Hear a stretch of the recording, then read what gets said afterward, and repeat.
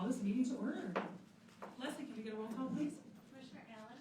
Here. Commissioner Shansville? Here. Commissioner Dane? Here. Commissioner Brown? Here. Commissioner McNary? Here. Commissioner Hay? Here. Mayor Johnston? Here. We have some members of the press tonight and some live streaming going on, so I would like to ask that everybody use their microphones, please.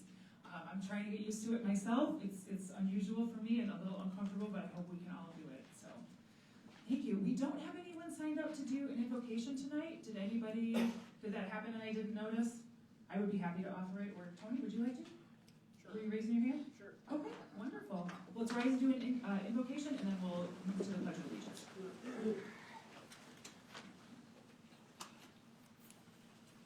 Father, we come before you tonight giving thanks to everyone who's safe and out of harm's way after the tornado that rolled through our small city in the passing week.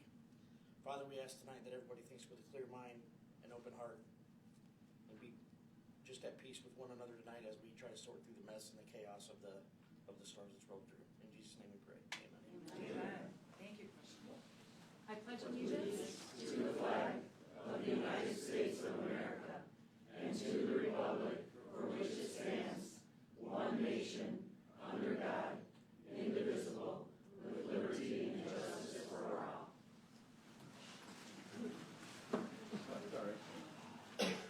All right, next we need an approval for the agenda, and I just wanted to make an announcement quickly so we know that this was on the agenda. We have 3 special guests with us tonight that I'll be asking to come up when we talk about the emergency management briefing. So we have State Representative Steve Cara is here, Jacob Rutz from Samaritan's Purse, and Raul Galvin from the Red Cross. Do we have a motion to approve the agenda? Support. All in favor say aye. Aye. Any opposed? All right, motion carries. Let's move right along. Joe, would you like to begin with the emergency management briefing? Sure. This portion is real quick. So we did have this, I don't know if this microphone's picking up, but we did have everybody knows, a major event because it was so traumatic for the city. I thought it was important to try to give an update and some information about how our event was handled and where we're at today. Starting out, we're going to have John Beebe. He's going to stay seated there because he's running the PowerPoint. And he's going to go over some specifics about the tornado itself, what we learned afterwards. John? Yeah.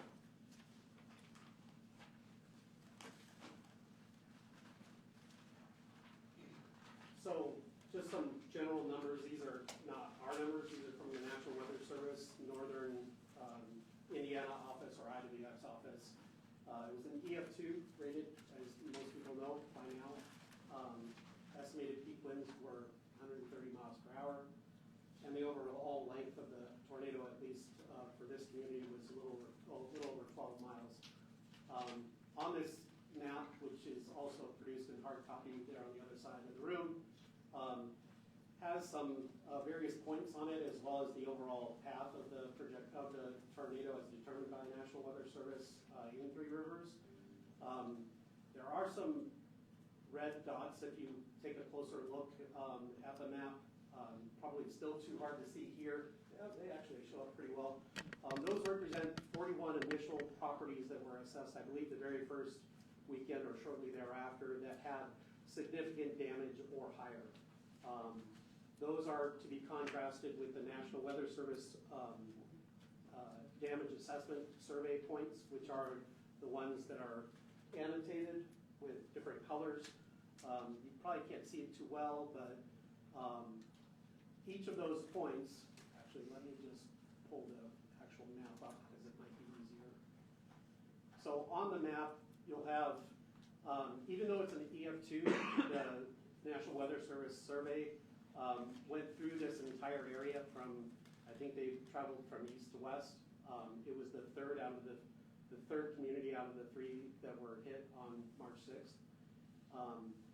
And as they go through each of those locations, and I don't know exactly how they determine the specific locations that they choose, they have a whole protocol, but for each point they do a damage assessment, which provides a number that you see here in the legend, roughly 3 through 9. There are some other categories, but they also make a determination about whether there's a signal for an EF1 or an EF2. And many of the point locations in the damage assessment survey were EF1, but there were several that were also EF2. I don't know exactly how many, but a small handful. And I think the reasoning behind that is if it does have any indication of an EF2, that it becomes an EF2. And maybe there's a threshold that they have to reach there. But in any case, you can get a sense of those locations here on the map. They provide some annotations, and there's a ton of additional data behind each of these data points that I don't have handily available, but you can see some of their survey comments at each of those locations. The other important thing to keep in mind here is that even though the path of the tornado is delineated by the National Weather Service, it's that green line that runs down the middle here. These two bands here are they're challenging and almost a little bit on the dangerous side to be put on the map because they convey certain things. But one way to think about it in general, it was a tornado that had a 450-yard width. But that width is, and that's what you see there on the outer width there. But that width is never perfect. You're talking about a natural disaster. It's going to have some ebbs and flows. Another way to think about it, since a lot of the damage assessment points are here down the middle, that's sometimes referred to as the core area or the swath. That's just a general indication of where you might have the primary vortex, but as is the case with EF2 and higher tornadoes, you'll have not only a primary vortex, but a lot of satellite vortices circulating around in these wider areas. And that's why you see some of these red dots that appear outside of the main core path, because you can have these smaller vortices come down and do some damage at those locations. Let's see if I can get back to this.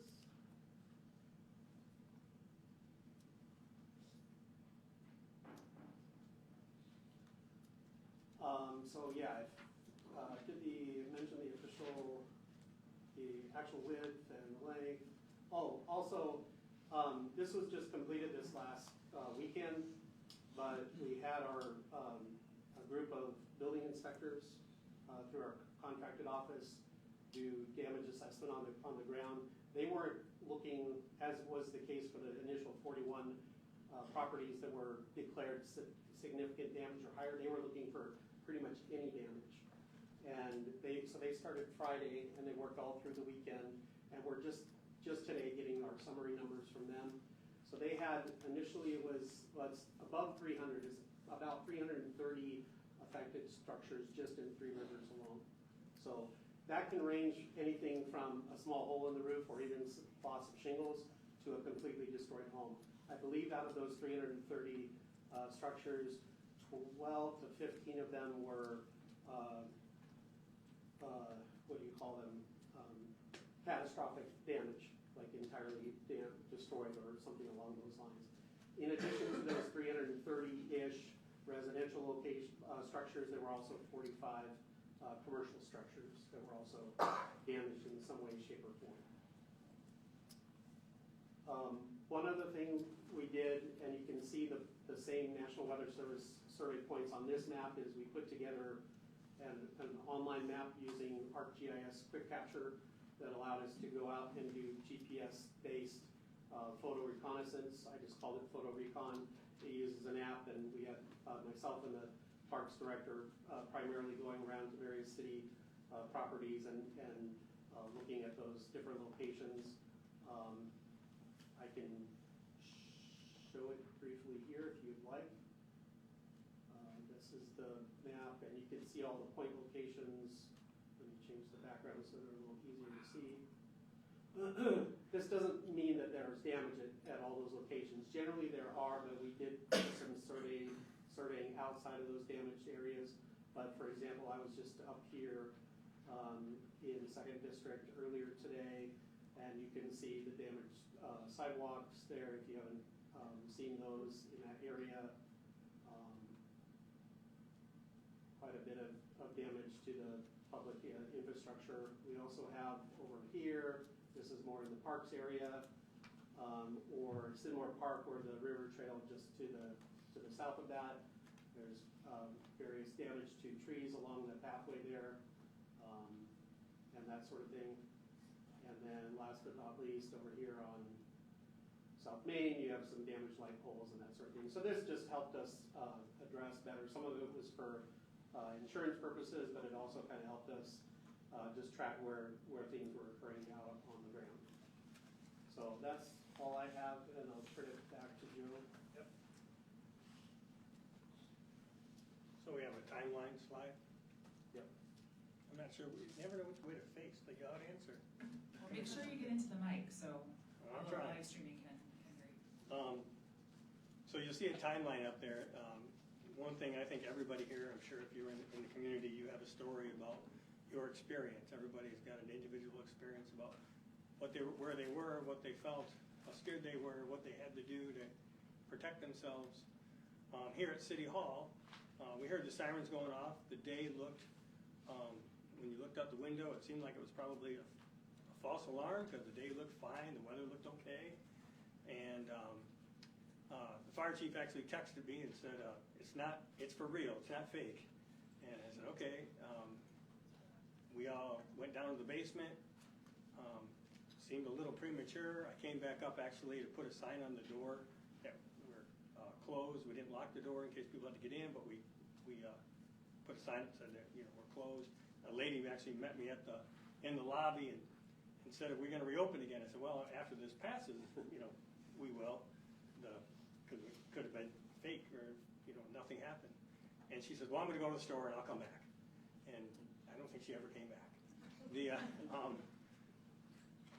But that was kind of like the real life, how people are thinking about it, taking it. We've been through different alarms when nothing happens. So 3:18, the alarms went off, like I said. By 3:50, the storm had hit the community.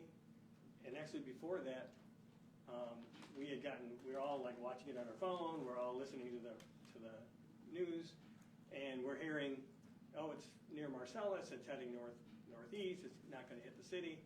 And then we're like, okay, it's going to miss us. And then boom, somebody said, oh, there's a tornado at Kroll Road and M60. And we're like, whoa, and it's moving. And then one of our firefighters, I think, was out coming into work and said, I see it at 131 in Broadway. And we all actually shouldn't have done this. Don't tell anybody. But we went outside, looked up in the sky, and felt the wind increase. We started seeing the debris circling in the area, and we're like, we got to get inside. And then it hit, and it felt like we were in the middle of the storm. Part of the building was damaged. The brick wall fell. You could feel the pressure difference in your ears. You couldn't see outside anymore. I mean, it was just white. It was severe. It hit us. By 3:56, we were getting damage reports, and we were upstairs in the police department. We went up there, started a command post. By 4:30, we had the command post set up. A few minutes later, you can switch the slide there, John. A few minutes later, the county emergency manager, the sheriff, undersheriff showed up.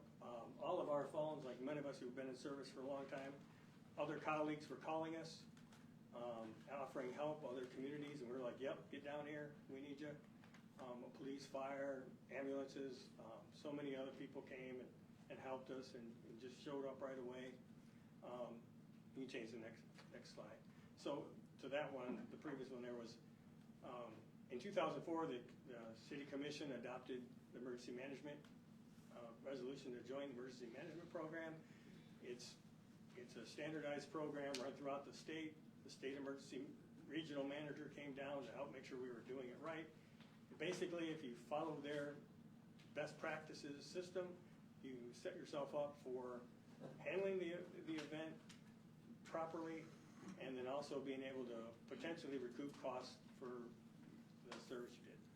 So here's another reason for doing it for them is because this actually affects the city of Three Rivers, affected Fabius Township, affected Lockport Township, and if you wanted them to be able to, and the county who helps them, be able to recoup any money potentially. I say that with potential. We had to have this countywide resolution. The governor, a couple days later, declared a state of emergency for us. I think this was on the 6th. On the 8th, I think she did. And then we began our initial assessments. And I'm going to ask the fire chief, Paul, to come on up and walk us through the different phases of the emergency and why we do what we do and how it gets done. Welcome, Chief Sloop. Thank you. So, you guys will have to bear with me. It's been a busy week and a half, so I'll probably be looking at my notes quite a bit. You go right ahead, sir. If there's anybody in this room who can look at notes, it is you. I appreciate it. So now that we've learned a little bit about the incident timeline and how the command structure works, what I want to go over is the phases of the event. We have 4 different phases that we use, starting with life safety, and moving into stabilization, organized assistance, and eventually the long-term recovery. So the first phase of that, which is typical for any incident we go in, is life safety. In this case, it begins right after the impact from the tornado, and it does focus on that life safety and stabilizing the scene. Once the storm was passed through the city, the first priority was identifying any life threats. Crews were deployed to the impacted areas to begin search operations and identify hazards. We conducted door-to-door checks of homes and businesses and searched the damaged structures to make sure no one was trapped or injured. One of the things I want to say with our community was really awesome is we're going door to door. We had neighbors that could account for their neighbors. So we would come across these empty structures that normally it would take a lot of time because you got to force doors, you got to go in and check for those. Their neighbors were accounted for and said, hey, they're fine, they're safe, they're out of there. So that really helped speed up the process, which actually enabled us to do this as quickly as what it was done. How long did that take? How long until search and rescue was complete? So the initial was done by nightfall. I'll definitely hit on. While we're actually doing those searches, the other thing we're looking for is hazards that were created by the storm, such as gas leaks, down power lines, any structural damage to the different buildings or houses, and then any debris blocking roadways. We obviously coordinate with DPS when we have blocked roadways, because access for us is really important. So we coordinate with them and the power company to be able to get us into the area. As you guys have already seen from the picture there, that tornado basically cut our city in half. Us being on this side, it created quite a bit of difficulty to be able to get to the other side, and there's a lot of impassable roads. Through our mutual aid partners, we were able to actually request departments that were on the south side to respond up, and then they could work from the opposite side as us, so we were able to get into these residences and go through there. It was really awesome how it worked out. We did continue doing these searches throughout the evening. We completed the primary searches right around dark on Friday night.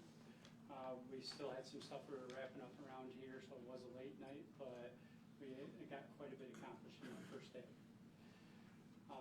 This actually brings me into the phase 2, which it kind of overlaps, but same type of mentality. This phase, we're focusing a little more on the hazards and stabilizing the environment, because we know more people are coming in, more people are working in the area. We want to make sure it's safe for them. So we continued. We did what we call a secondary search, where we go back in, we verify everyone's safe, we verify utilities are shut off in the damaged houses, such as gas. And then as electric companies come in and restoring the power to the different areas, we want to make sure there wasn't a downline that was missed. So we would respond to those, and when we come across those, we just isolate the area, make sure any pedestrians or any people stay away from it. When was that completed by? When did we know that the utilities were okay? So our secondary search was majority of the day Saturday. I would say towards late evening is where we felt pretty comfortable. There was some power lines during the night that we got dispatched out to as they were returning that would start sparking, which we go and secure the area again. That's the hard part when you have that widespread of damage. You just can't account for every down power line and every hazard out there. Definitely do the best, and I think we only had one or two of them the entire night, so it's impressive what the guys were able to accomplish on this. Very much so, thank you. So phase 3, this is where it kind of winds down a bit for public safety, at least for the fire department. The police still have some stuff that they do during that, but the actual search and rescue winds down. We are still out there making sure we're looking for those hazards, patrolling the area a bit. Our police, well, they're out there quite a bit at that. They can refer to us. And then we go out there and allow the different utilities to address it. So at this point, the role of public safety really transitions. Instead of directing our hands on cleanup and securing, it becomes more of ensuring there's a safe area to help coordinate information. The city in this phase particularly actually serves as more of an informational hub. We're trying to connect the residents and volunteers with the organizations that are equipped to actually manage and deploy the resources for such as volunteers and different contractors, things along that line. I know the public can get frustrated over a lot of that, especially the volunteering not being able to get out. But ultimately, we want to make sure people are safe. And part of that is going through these organizations, like some of them are represented here tonight. They're trained on this, on organizing multiple people. They've worked in this environment before, so we really rely on them, which is why we try to, whenever someone contacts, hey, how can I help? We want to give them the information to reach out to those organizations. So that phase will eventually, once they get the initial part done, they kind of transition to more of the recovery, which is a phase 4. So this really is where we are now. Yeah. This is the long-term phase. This can take weeks to months before things are actually up to where they were before the storm. We focus more on rebuilding and restoring the community over time. Again, this is more of a limited role when it comes to public safety. We're more responsive to hazards that come up, or when we get windstorms again. A couple days later, and babysit the same down power lines. It's great.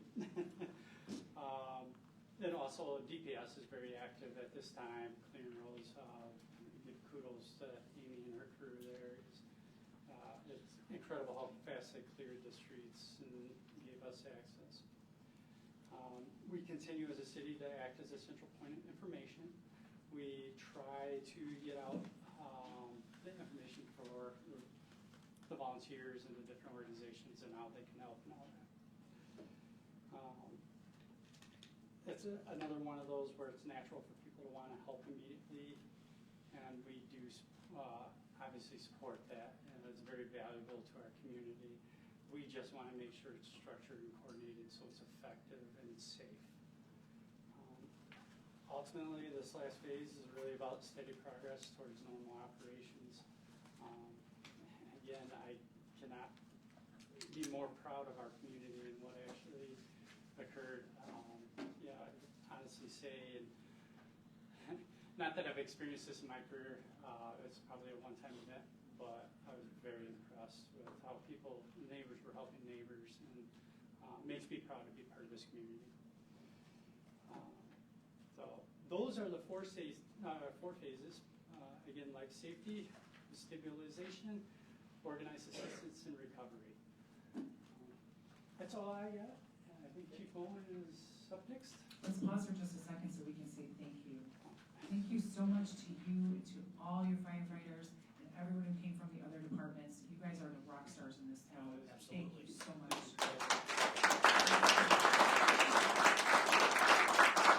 Just to give you guys an idea, I was done, but we had 10 different fire departments here.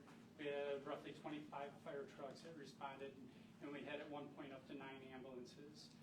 So we had, I think, 5 from Kalamazoo that came down and helped out for ambulance-wise, which is really important because, as you probably all know, the hospital was hit as part of this.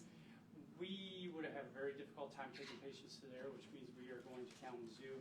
It's a 2-hour trip, so having that extra manpower, I am very thankful. We did not need it, but the resources were there, and again, it's just incredible to see the stuff that we planned for years or through my entire career to actually come and work. Thank you. Thank you so much, Chief. Let's welcome up Chief Bowling. Well, the fire chief did an awesome job, but I'm going to Yes. reiterate some of the things that he touched on and deal with the operational challenges during the incident. Obviously, Friday and Saturday, storm-related widespread debris blocking the roads and multiple power lines was very significant on Friday, and it continued into Saturday. Saturday towards midday and later, that with the power crews and DPS, we were able to clear some of those roadways, which was very impressive, and it was amazing to see everything work together. One of the things that was really not expected is that we had spontaneous volunteers and curious onlookers. Okay. I'm very thankful for everybody that volunteered, but there was a real concern because of life safety in the affected areas. So that was a big concern. It created a significant amount of risk. I don't know if anybody ventured out at all Saturday to go to the store or anything, but the city was literally gridlocked, and I don't think I've ever seen Three Rivers that busy or talking to other people remembering it that busy. With all those people flooding in to the city Saturday, that what it did is it diverted a lot of our first responders to traffic control. It also delayed our infrastructure repair, that literally our power crews couldn't get to the downed wires because of the traffic. Eventually, Saturday, that we were able to close off some street and able to clear out people and address those life safety issues. So, next one. Why scene control? Obviously, with the down power lines, we're very concerned about that. People don't realize when you have a down power line that the electricity can actually travel through the ground and affect people from large distances. And even when a power line is severed, it can still remain energized. So that was our big concern. Our other concerns were unstable structures. We had telephone poles down. We had debris scattered all over the place. And then be able to control that and keep people clear of the affected zones. Obviously that we had some liability concerns letting our volunteers into that area before it was safe. One of the things is that we want to make sure is that trained personnel clear all the hazards before that we allow civilians into an area to clear that. And I want to thank everybody because I know that there was numerous people on the commission and the mayor and other people that posted asking people until we can get these life safety issues stabilized and clear up to please give us some time, and that did help later in the day. It was hard to come home and sit there, but I did it. It is very hard because everybody wants to be out there helping. And so one of the things that we tried to do is we tried to coordinate some of the volunteer efforts to the outer areas that we knew were safe. And that could be frustrating for all these people that come to help. I mean, we had volunteers Saturday morning from Ohio and Indiana, and I actually ran into some from Kentucky that came up. But to say, hey, this area isn't safe, can you help over in this area? But, you know, like the fire chief said, and anybody will attest here, life safety is our primary goal here. Next one, what worked well? Rapid responder deployment. It was amazing to see how quickly we responded to the affected area. Fire chief talked about that we immediately started search and rescue, assessing hazards out there. There's a lot of natural gas leaks, arcing, sparking, and then we just wanted to make sure that if anybody was out there, that we could get them to treatment. You know, let me say, it's a miracle that we didn't have any fatalities in here, and we, for the most part, we didn't have any significant injuries. You know, God blessed us on that. So, interagency cooperation. Another thing that people don't think about is that we had a flood of different agencies all come here to help and be able to coordinate that and all work together for a common goal. And it was amazing to see it happen. There were no egos there. Everybody just wanted to make sure that we were accomplishing the goal, and that's huge. I do want to say something, utility response. I don't know if people realize it or not. I was told, I don't know if it's the accurate number, but over 100 power company trucks flooded into Three Rivers area, and I know that they brought at least 30 tree crews, and that was amazing. That 10 o'clock we had a meeting on Saturday, and they had already, by 10 o'clock, they had already restored 50% of the power to the city. And that's incredible for the damage that was done. Turnout from mutual aid partners. Like the fire chief said, we had a bunch of fire, ambulance. We had multiple jurisdictions for law enforcement come down to help. DPS had assistance come in too, and that's incredible to see. Primary search, like was mentioned before, was completed Friday. That is incredible, you know, and it was touched on, but the people out there really helped us determining, because I figured that we would have a ton of missing people or people that were accounted for, but quickly by Friday night, we had nobody that was reported missing, which is very unusual in situations like this. The secondary search was completed Saturday, later afternoon, which was a great job there too. And I also want to toss in there what worked well. I've got to toss on the people and the businesses that came together to help people. And that was incredible. And then my last part here is, I just want to quote here because I think it's really applicable. It's not my quote, but alone we can do so little, together we can do so much. So, thank you. So thank you, and let's please pause and thank you, sir.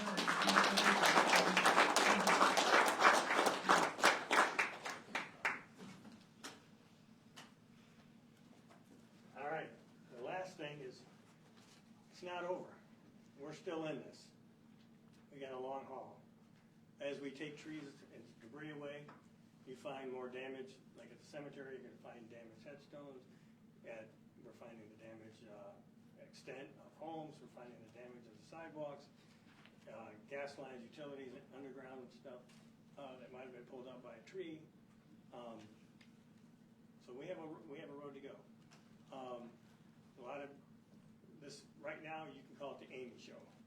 She didn't want to talk tonight, but it's her. Her and her crew done a great job. Yes, they have. It's amazing what got done. And the city of Portage texted me Friday night, the manager up there, hey, we're here to help you, whatever you need. They brought trucks in this week, and loaders and equipment have just been speeding up the process. Sturgis has offered as well. I think they're coming later. I don't know, but they're on schedule. And that's just making quicker work of it for all of us. There's also gonna be insurance claims, right? Our insurance company has been down, they'll be here for a while, walking through, surveying, all the damage and making an account for it's gonna be a big claim.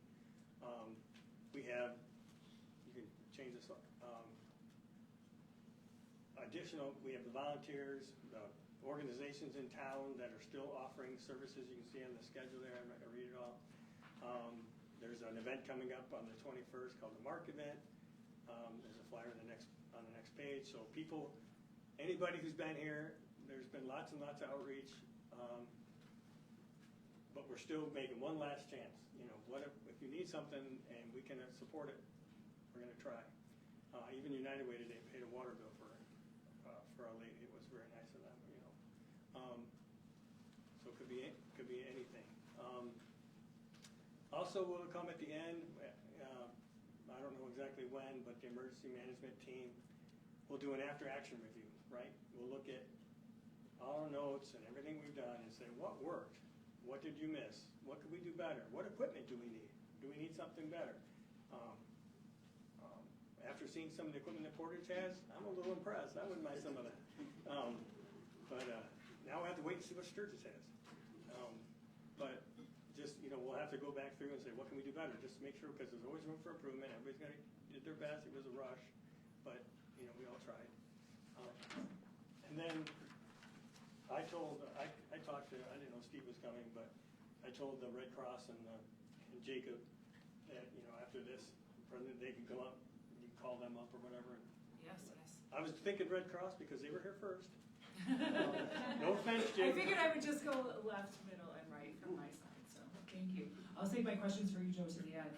Raul Galvin, would you like to join us? This is Raul, who's been amazing from the Red Cross. This man's organization runs like a well-oiled machine, and you are the heart of it. Thank you so much for coming. Thank you for having me. Thank you, community members, for being here.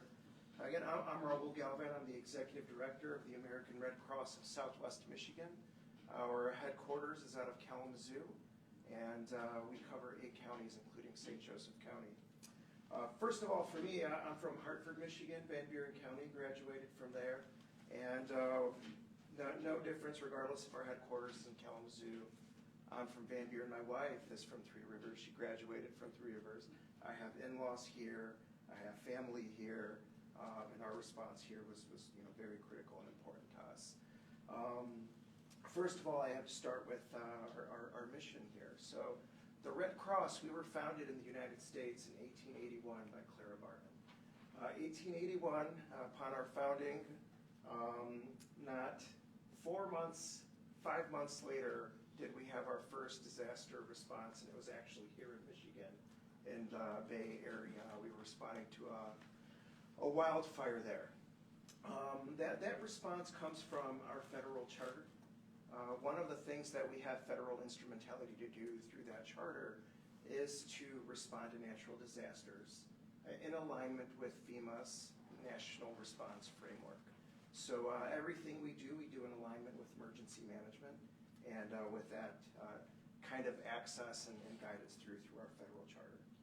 So in alignment with our federal charter and our Red Cross mission, our Red Cross mission here is to prevent and alleviate human suffering in the face of emergencies by mobilizing the power of volunteers and the generosity of donors. Nothing we do is possible without donations from the public and without volunteers that are over 90% of our organization. Here in St. Joseph County and in Three Rivers, we have 2 what we call disaster action team volunteers in Three Rivers, 5 in the county in general. And as this event happened here on the 9th of March, our sequence, our process of responding started. One of the first things we did was make sure we contacted our volunteers locally to make sure they were safe and make sure they were able to continue responding to what their normal, what we call steady state duties would be, which is responding to home fires. We respond to home fires regardless of the tornado happening or not.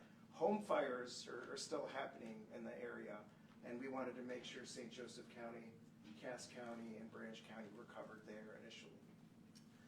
Once we made sure our teams were safe, we reached out to our chapter disaster leadership and started again our processes for figuring out what our response for this event could look like. Once we started spinning up our Red Cross resources and personnel, we started reaching out to our emergency management in alignment with our federal charter. So we reached out to Manuel De La Rosa in Cass County, the emergency manager there, Josh Shook here in St. Joseph County, and Tim Miner in Branch County as well. And if anything, it was a subtle prompt of, hey, if you need us, you know the first things that we're doing is opening shelters and providing feeding. Here, I just happened to be traveling at that, the moment we were notified that tornado warning was in place, so I started traveling this way. Also reaching out to family and also coordinating again with our leadership to confirm where our disaster shelters were in the area and try to align with Josh Shook here locally to confirm here are where our disaster shelters are. If we need one open, let us know and we'll start moving. I know I ended up at Riverside Church around 4 p.m. to 5 p.m. That Friday. The church itself took some damage there, but I was able to make contact with Eric Ben and Terry Penn, two of the pastors there. I might have had the Penn and Ben mixed up there.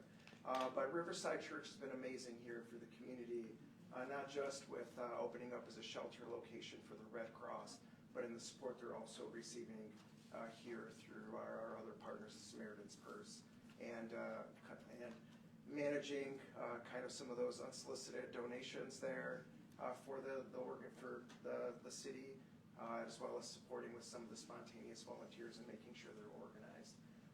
But once we were notified to open a shelter there, it was a 3-hour process to get that opened up. First, really what took a little bit was making sure that we had power at the shelter.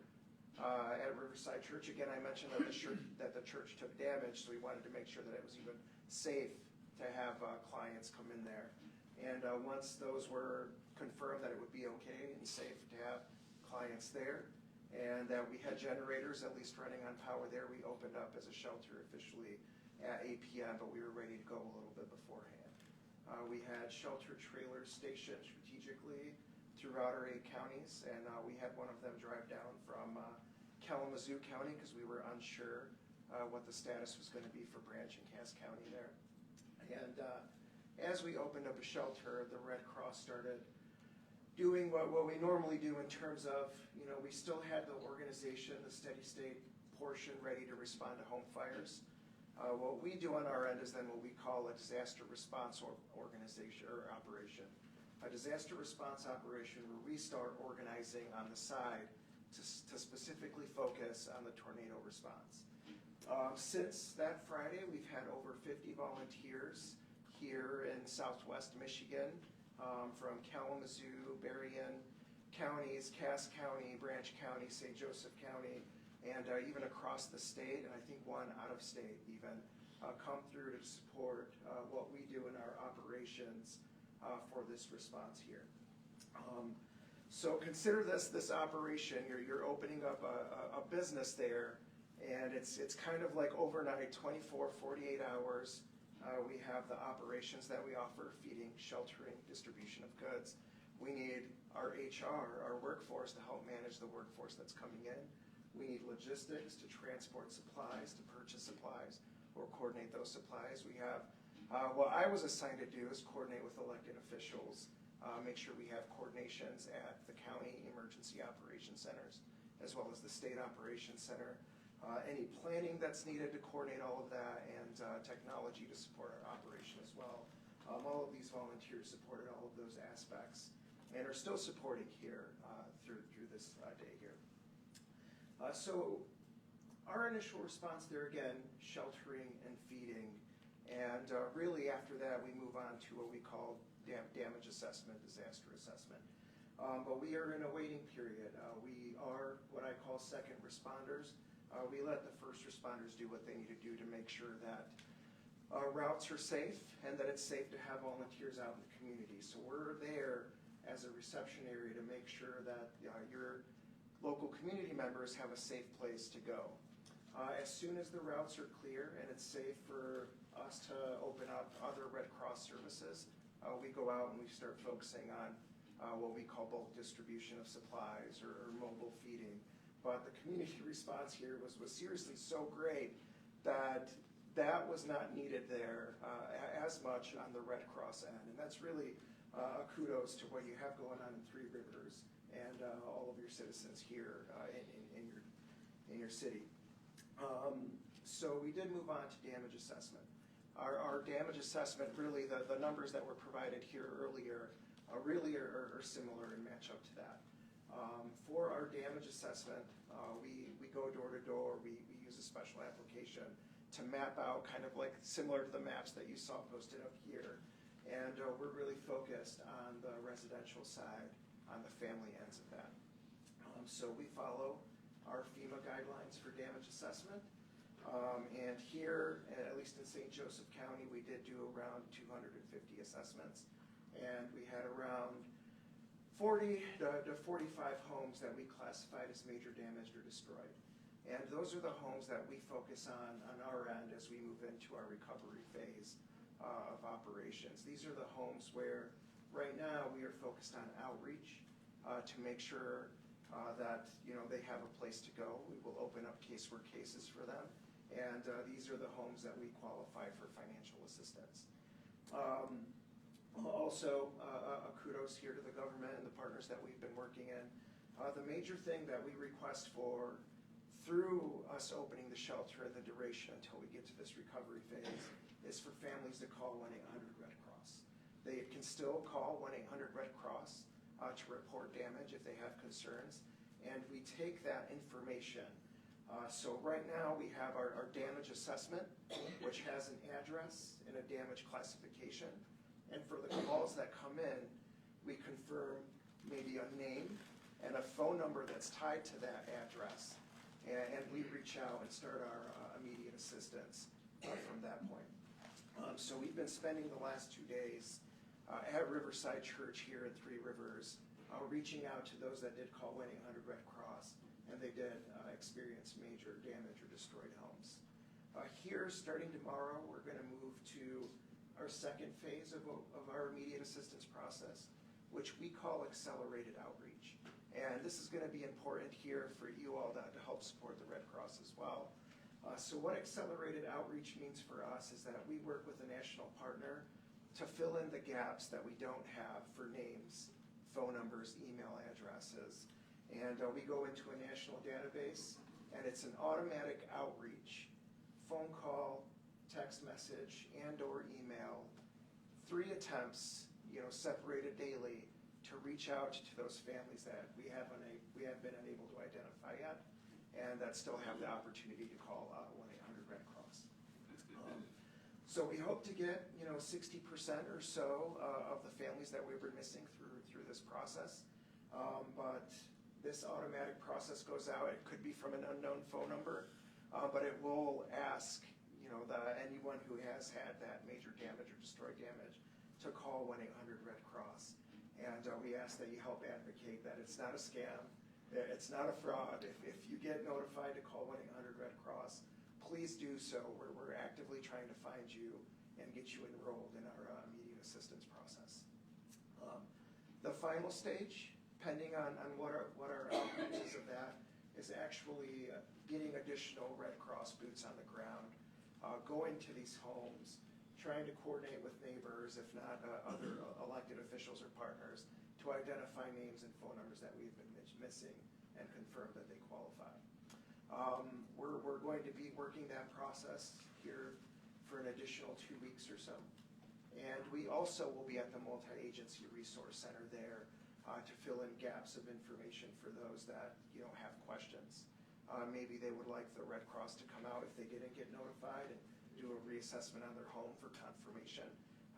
We are still going to be in that process here for the community until we achieve as many of people as we can, until we reach as many people as we can that we have on our lists for major damage or destroyed. Here, as we start moving on from this event, I always want to go back to our disaster action teams and our home fires. And if anyone here, even in the community that's present, that you have that calling to volunteer. The Red Cross, all the volunteers that we put on the ground have background checks. And they are what I like to call professionally trained there as volunteers to do a specific Red Cross position in these disaster response operations. There's over 40 positions that could be filled in for a disaster operation.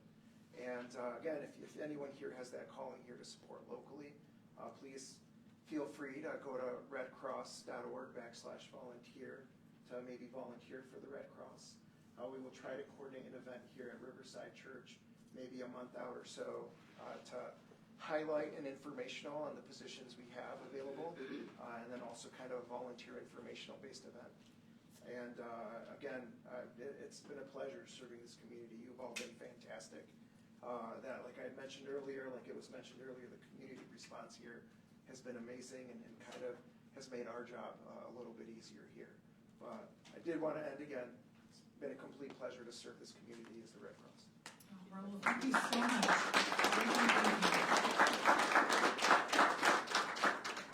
I have to say that I went to the shelter on Friday night expecting to help. And by the time I got there, everything was ready and they were offering me dinner, which was amazing. And Raul, thank you so much personally. You have kept me more informed than anyone else in this whole storm. Thank you so much. You have been such an amazing partner, and I am so grateful for your organization and for you personally. Thank you. All right, Jacob Rutz from the Samaritan's Purse, another amazingly well-run organization. I have a whole list of license plate states I'm going to read off later, so thank you. Welcome. Well, thank you very much. So we are with Samaritan's Purse. I'm with Samaritan's Purse. We came from North Carolina on Saturday to set up at Riverside Church. Just real quick, what Samaritan's Purse is, we are an international disaster relief organization. We're a Christian disaster relief organization. So really, to put it simply, we meet people where they are, at their homes, in their disasters, in that darkness, and our goal is to support them, love them, and share the light of Christ in that storm. So we were able to partner with Riverside Church, just like the Red Cross. We actually sent out our volunteer teams Sunday afternoon at 12:30 for the first time, and we saw 101 volunteers on day one, and all 101 of them were local volunteers, or at least people that weren't immediately associated with Samaritan's Purse. And since that day, we've been able to send out at least 110 every single day, averaging around 150 to 175 individuals on those teams. Not just in Three Rivers, but also up in Union City where there was major damage. We've been able to send demolition teams up there with heavy equipment. We have, on average, had 4 excavators running a day and 7 skid steers. So we do have a pretty wide-reaching ability with the heavy equipment, with that tree work, and then also just with hands on the ground. Obviously, the number of spontaneous volunteers here, that response has been incredible. Every single day we've seen new people come to the church ready to serve. We've seen the same people come back 10 days in a row ready to serve. Even today, with all of that cold weather and snow, I mean, I'm from North Carolina. This is not a spring to me. This is not even close, but we still had 120 people out today. So serving continuously, it's just awesome to see. We have written a total of 140 requests for assistance since we've been here. We have completed 67 of them. So we still have about 45 remaining open. That slide was slightly out of date because just now, before I got in this meeting, we've decided to extend to the 25th, which is next Wednesday. So that is an official extension into next Wednesday, and that should be enough for us to finish the work that we have. We are still accepting requests, so we continuously do that at Riverside Church and out in the community when we have our assessors and our teams out there working. We accept spontaneous work orders as well. Since we've been here, we've served just over 8,500 volunteer hours. We record all of those hours and we turn them in as well, especially when that FEMA disaster response, if it's given, that really assists just in those hours and that dollar amount to assist the county with that infrastructure assistance.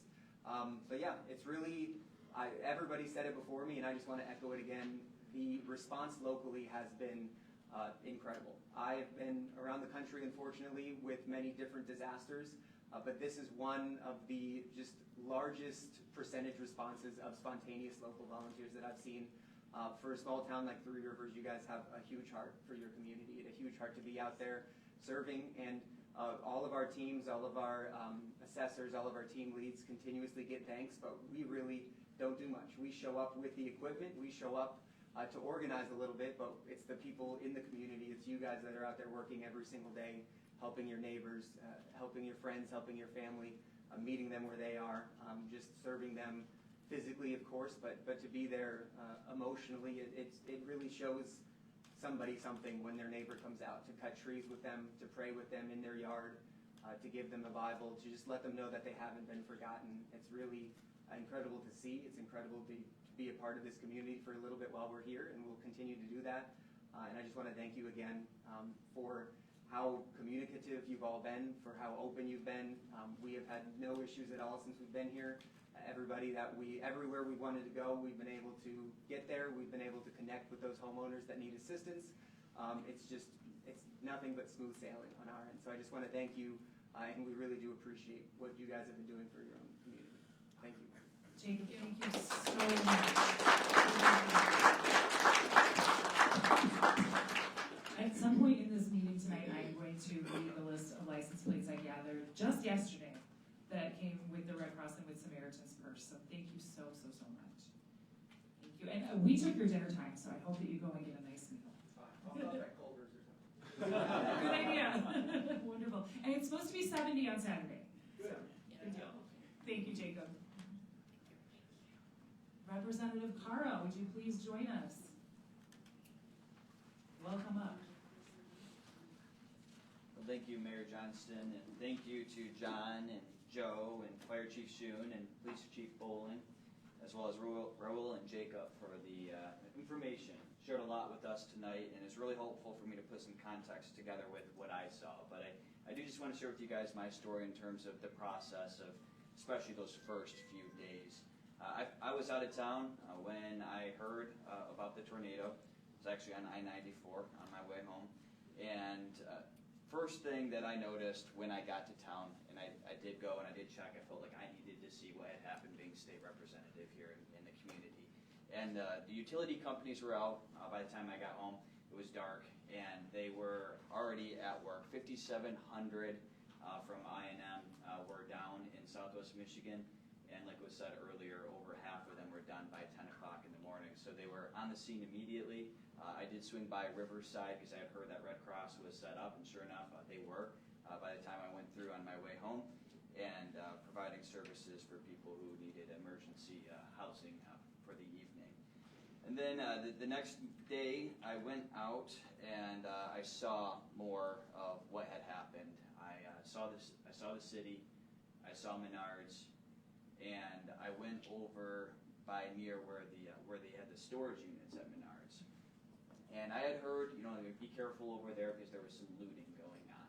And that's an unfortunate reality of something that happened the first night. It's my understanding that people were there, unfortunately, stealing from people during their time of suffering and struggling with losing their possessions. And but by Saturday, when I was down there, I just, I got some of the waters and snacks and cookies from United Way, who was providing that service to the community, and as well as boxes and gloves and things that could be helpful for people.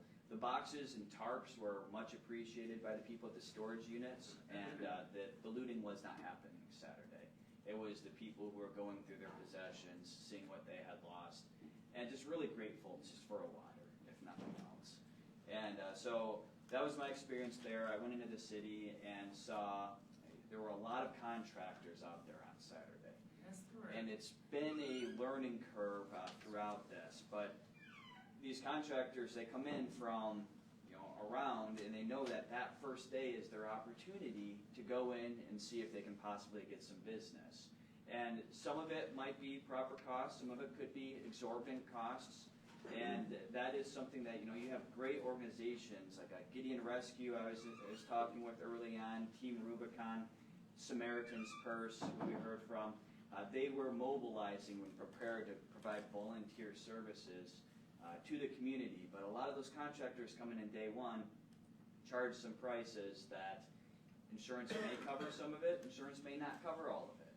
And so that is just something that, we'll see as we work through the process, how much, will people possibly be able to have covered through their insurance claims, and what volunteer options are out there. As we're well aware, so many people from our community have stepped up and volunteered. And like you said, Mayor Johnston, earlier, we have people from all around the nation who have come to volunteer as well. So from both of those angles, it has been beautiful to see so many people help out others during their time of need. And let's see, just as a reminder, Samaritan's Purse goes out at 7:30 a.m. and 12:30 p.m. every day, except for they don't go out at 7:30 a.m. on Sunday. So like Jacob was saying earlier, if you want to volunteer, those are your times to go with them at 7:30 or 12:30, all the way through at least March 25th. So they just did that extension. And also, call that number if you need a work order. So on both of those ends, if it's not just you or somebody you know, make sure that you take advantage of that opportunity of people who are willing and able to help out in the area here. And something that I would say, there was a lot of good wisdom that we had early on, because there were people who were anxious to go out and volunteer when it was dangerous. We were in the search and rescue phase. People were ready to mobilize. They were ready to go out there first thing Saturday. And I think that wisdom was important, because we were fortunate and blessed to not lose anybody from the tornado.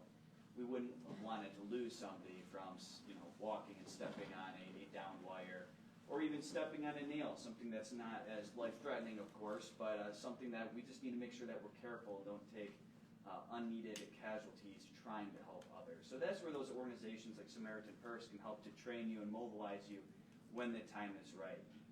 One feedback that I would give through the process is it would have probably been better if we gave a time future or a time future to be determined for volunteers.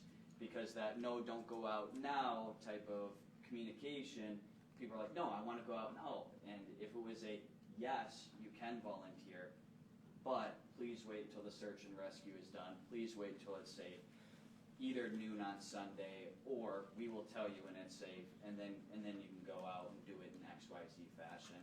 I think that would have been a better way if we could have done it over again, but having that wisdom to make sure that we stayed safe was important as well. So I just wanted to share that feedback, and I think that is about it for the notes that I wanted to share. Early on in those first few days, it was coordinating, talking with people, making sure I had an understanding of the lay of the land on the ground, and talking with people from Mayor Johnston to City Manager Joe Bippis to Emergency Manager, which I'll be talking with again on Friday. Just looking forward to continuing to have the conversation as we heal as a community from this tragedy. So, thank you all. Thank you so much. Stick around for just a moment. I want to say some thank yous to you too. It was within 15 minutes of the storm that Representative Carr called me on the phone and asked for an assessment. I had no idea how bad the damage was, and I gave him a very low assessment. But thank you so much for immediately jumping in to say, Angel, what do you need? How bad is it? How can I help you? And for being such a fantastic partner to me and to this city ever since. I feel like I've gotten to know you so much better in this disaster, and I am so grateful for your partnership. You have been a rock for me, and I'm grateful for you. Thank you. Well, thank you very much. And it's been nice working with you, unfortunately under these circumstances. Very much so, but thank you so much.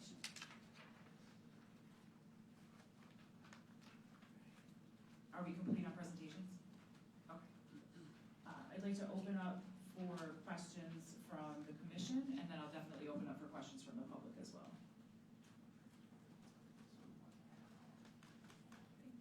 Commissioner Hay? The houses that don't have any kind of house insurance, what's going to happen out of that? I don't have an answer for that. If there's some kind of a plan that perhaps Mr. Carr there could work on, emergency FEMA, or, I know some people in the community may not actually have house insurance. It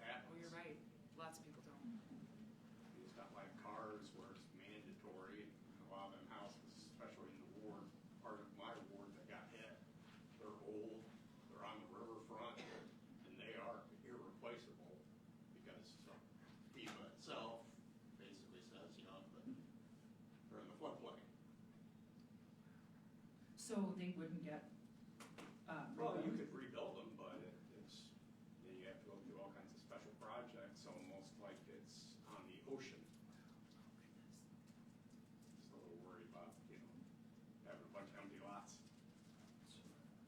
And unhoused people. There was one gentleman And who the was. fact that the people will be out of their houses too. For the Who minor, would ever plan for that in Three Rivers, that would happen? It's just something you really don't think about in this area. Usually the tornadoes always go around us. This time it did. no, and in the case of some minor damage, homes that are damaged, probably not rebuilding, but minor ones, the city is opening up that $600,000 grant we have for home repairs. So homeowners could maybe apply for, something like that. What's the process for that? There's an application that Gene Thompson will be running. You have to have income qualified, you have to have a match of the money, a certain percentage. And it covers roofs and windows we've done, porches, doors, things like that for siding. But it's a grant, so there's gonna be stipulations and, applications, things like that. But it's potential out there. How could someone access the application? I don't think it's out yet. We're going through that approval process, but it's getting close. Can you please let me know when that happens so that we can make big announcements? Yeah, we're gonna make an announcement.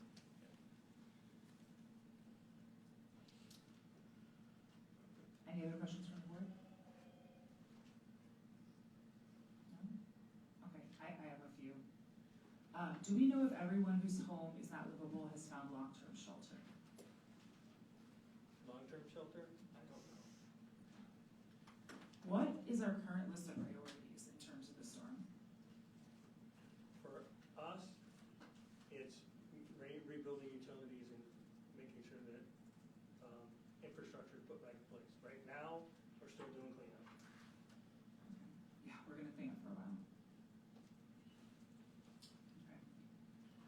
What assistance are state and federal governments providing for the city? What assistance are state and federal governments providing for the city? Well, we went through, they're providing assistance right now for us completing the NIMS, the paperwork that we need to follow for any potential reimbursement. NIMS? I think it's a NIMS. Is that, do I got that acronym right?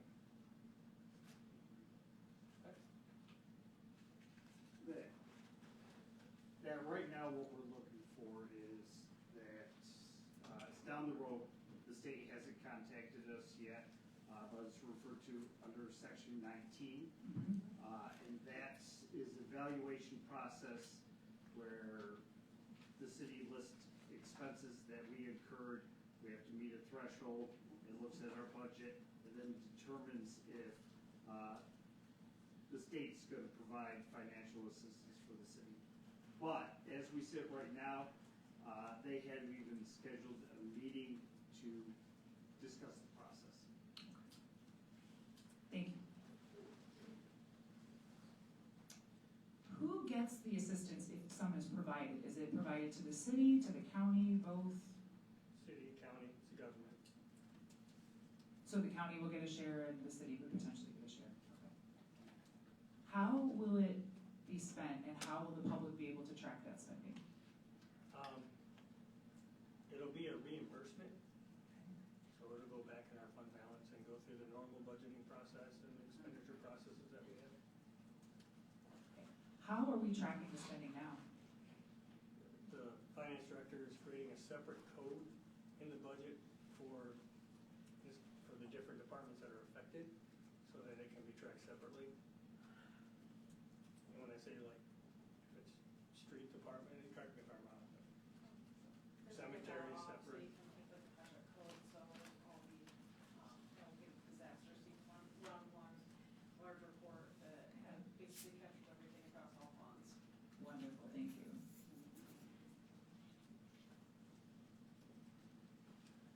Do we much the city has spent so far?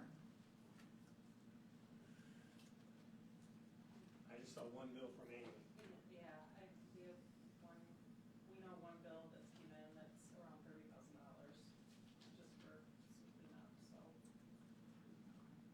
When will we have spending totals estimates for the full shebang? When the work's completed, I guess. We won't be able to estimate any sooner? No.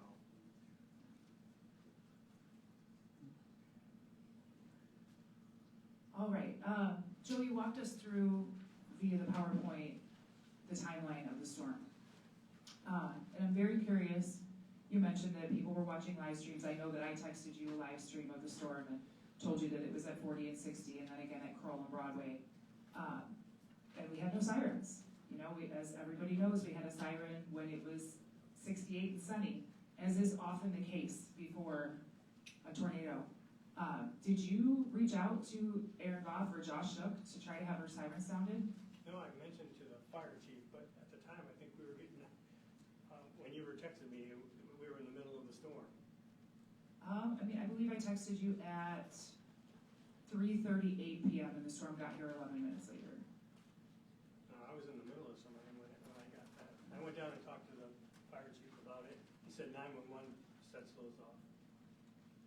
And it's funny, it was also actually, I believe, the day of the storm. I've been trying to figure out why your salary doesn't match salaries on like salaries.gov. I did actually a YouTube video about it, and I checked with some other elected and appointed officials, and theirs actually matched for that year. But I believe it was 2024, showed your salary at $134,000. Our budget shows yours at $125,000, and I was literally told hours before the storm, with no idea that we had weather coming, that you have a special salary for being our emergency management coordinator. Is that accurate? Some of my salary comes out of police and fire because I'm Yep. director of public safety. Okay, and approximately how much is that? 5% higher, 5% least, so. But it's above the 125 that's listed as the city manager's salary. I have to look. Yeah, it would depend on what year, but like, what goes to 101, 172, which is city manager, is gonna be that 125. Does that have to do with the storm? Because if we're paying Joe special to be the emergency coordinator and he knows that there's a storm coming through and he doesn't call to have our sirens set off, that is just ungodly to me. And I'm actually looking back through our text messages, Joe, because you replied to me, yes, I see it. I sent you the storm at 3:49. You replied, yes, I see it at 3:49. Why didn't you try to have our sirens set off, Joe? They already were. They had been set off a half an hour prior. When we knew there was a storm on the ground, when you told this whole room, you knew there was a storm on the ground. Excuse me, Mayor. You're both out of order. This is my time to ask Actually, questions. No, point of order we call. have Josh. Yeah, point of order called by one of your commissioners, that was. What's your point of order? Well, we were in the middle of talking about a catastrophe that Mhm. hit our town. Yes, we are. And there's been a lot of good things that came out of how our whole city and our neighbors and everybody responded. Yes. And now we're talking about, No, what's your point of order? my point of order is we're talking about, Only good things? no, we're talking about a salary, whereas we should be talking about. Does that count as a point of order? I'm asking our parliamentarian here. Well, it would, and I think the How? city manager just requested a closed session if you're going to critique and go into Yes. any type of personnel. Wonderful. We can definitely, I would love to go into closed session about this so the public doesn't get to hear it. We need to have a motion by one of the commission, second, roll call vote, passed by at least 2/3, just like all of our closed sessions, so that would be the next step. If that's where the communication, if that's where the discussion is going, I would concur in our Open Meetings Act, any employee to discuss discipline or periodic review has the right to demand that. Okay, and you're asking for it to go into closed session? Yes. Okay, we've got that on the record. Okay. All right, I'll move on to my other questions and then we can decide if we're going into closed session. I have other questions about the storm.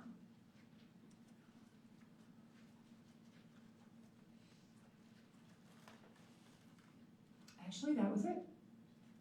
So, what would be the best procedure here for us to pause and make these people wait for us to go into closed session, or just to move that vote to the end? Whatever the commission would like. I would say let's not make people wait. We'll move it to the end. The end would be fine. Do we have consensus to move it to the end? So I'd make a motion to amend the agenda to add a closed session at the end. And then get support. Open that back up. And then, yes, that could go to the end. And then if at the end, there is a motion to go into closed session. But again, in order to go in, Yes, we you have need to the have the votes. motion, support, and the vote. So Yes, this commission has the option to determine whether or not we will discuss this, and they will have to answer to the public for it. So it's however they want to go about, however you guys want to do it. It's fine. All right, it seems we have consensus to wait until the end and not make everyone sit and wait while we go into closed session. If we go into closed session, if a majority of the commission would like to discuss this issue, would anyone entertain me with a motion to adjust? Thank you. Do we have support? Support. Wonderful. Any discussion on that? All right, ready for a vote? All in favor, say aye. Aye. Any opposed? Opposed. All right, one opposed, but the motion carries. Thank you. All right, we can get back to our standard agenda, and we can move that to the end.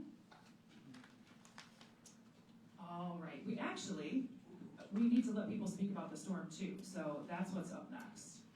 We don't have any public hearings tonight. After that, we'll move into just regular public comment, but if anybody has anything on the storm they'd like to discuss, please feel free to rise now. 2 more minutes. Because it's not time yet. We're still talking about the emergency management of the storm. Blaine Edgell, 309 North Main Street. Hi, Blaine. Hello. My big concern is the alarm. The tornado alert, I understand it went off for 2 minutes, and that's it. And the storm didn't hit till a half hour later. I think that is totally, completely inappropriate.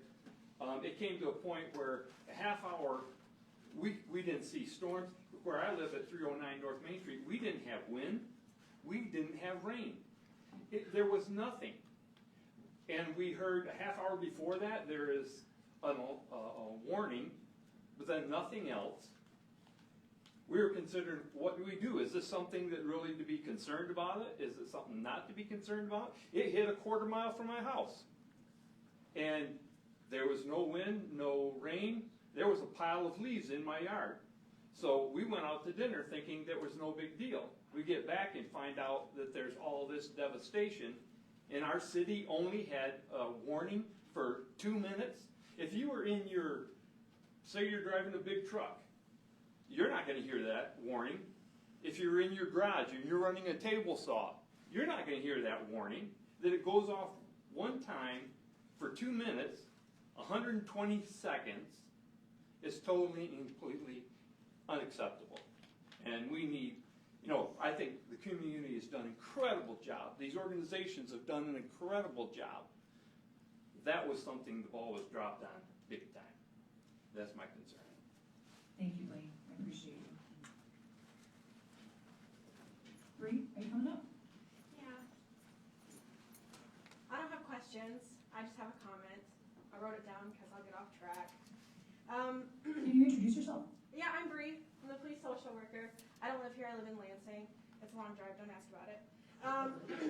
I did want to say, from the very bottom of my heart, how proud I am of this city. I grew up here. I was born at the hospital here in town, and I work here as an adult. I pour my soul into the city every single day, and surveying the city streets in the aftermath was heartbreaking. What was not heartbreaking was what happened next. I get the privilege to work here as a mental health first responder, and what that means is I get a really interesting view of a lot of different things when crap hits the fan. I get to see the city come together in a way that I have never seen in my 33 years of existence. It is so easy to nitpick what went wrong, and I get it. There is always room for improvement, and I will never say otherwise. But how a city responds in the wake of a disaster says a lot about who we are. And let me tell you what I saw, despite some of the frustrations, hurt, grief, and all the loss. I saw first responders immediately out triaging to figure out how to get to calls, to people, and to check in. I saw all hands on deck for days and days, continually now still, with search and rescue and call taking, organizing, helping, checking in. We were all here nonstop. Admin, police, fire, EMS, myself, city staff, DPS, emergency management, all day, attempting to triage, then assess, then plan. A huge task, one we have not seen before. I saw utility workers in masks, getting it done. Power lines up, trees cleared, roadways cleared. It has been incredible to see. And volunteers, organizations, boots on the ground, United Way and Victim Services handing out supplies, trying to support Safe Direction, Samaritan's Purse offering help, Red Cross with supplies and more help, Riverside with shelter, tree cutters, electrician, people with chainsaws and tractors asking, where do I go, how do I help, individuals coming and asking, where do we go, how do we help, people helping their neighbors. So many hands helping, no leaf left unturned, quite literally. So from the bottom of my heart, not as the police social worker, but as someone who loves this town, thank you to every first responder, every administrator, every city worker, every mutual aid partner, emergency management personnel, and every single volunteer who did even a single task since the tornado hit. I know it is easy to focus on what went wrong, but I cannot stop talking about and thinking about what I saw that was incredible. What makes this city this city. We can always learn from this, but give your neighbors a pat on the back for the incredible compassion I saw. Thank you.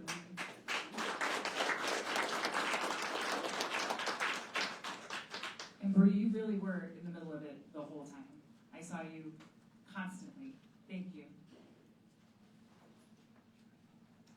Sarah? I'm not coming through. Speak loudly, please. I will speak loudly. Sarah McCarthy, 651 East Hoffman Street.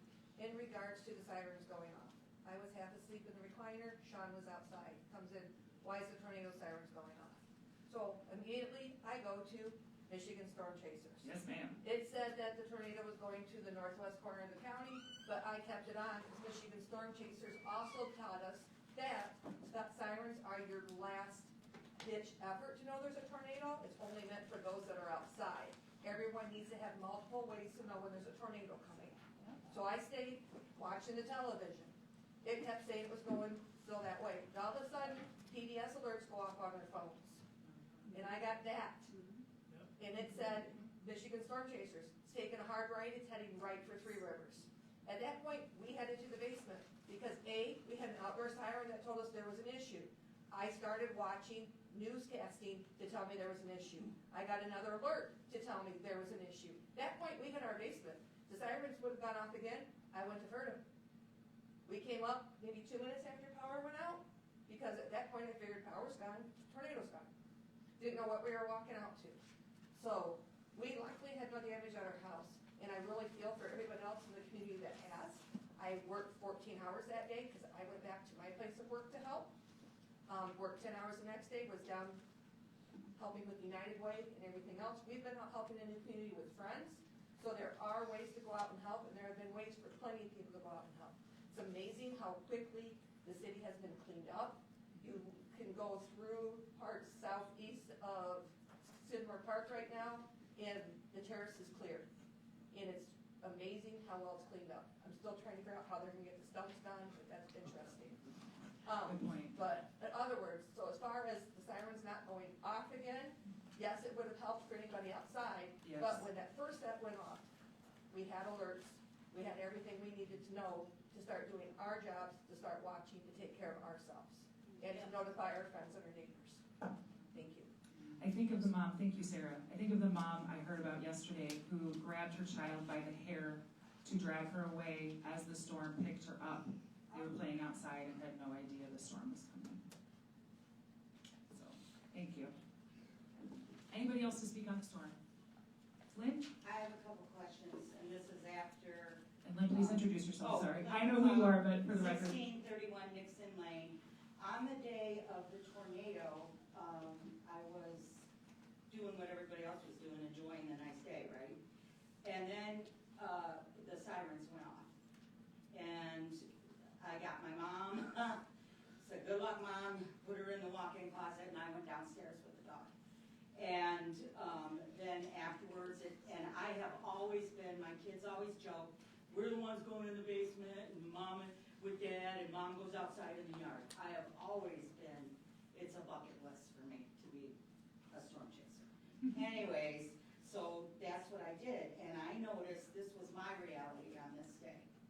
At 3:52 p.m., caught on my camera, was a city contractor outside at McKinley Court, checking with Miss Dig or whatever, UCIS, or USIC, out there because there was an issue with the construction, okay? So he was out there. I'm yelling at him, and you can see the tornado. I got it on, anybody want to see my phone?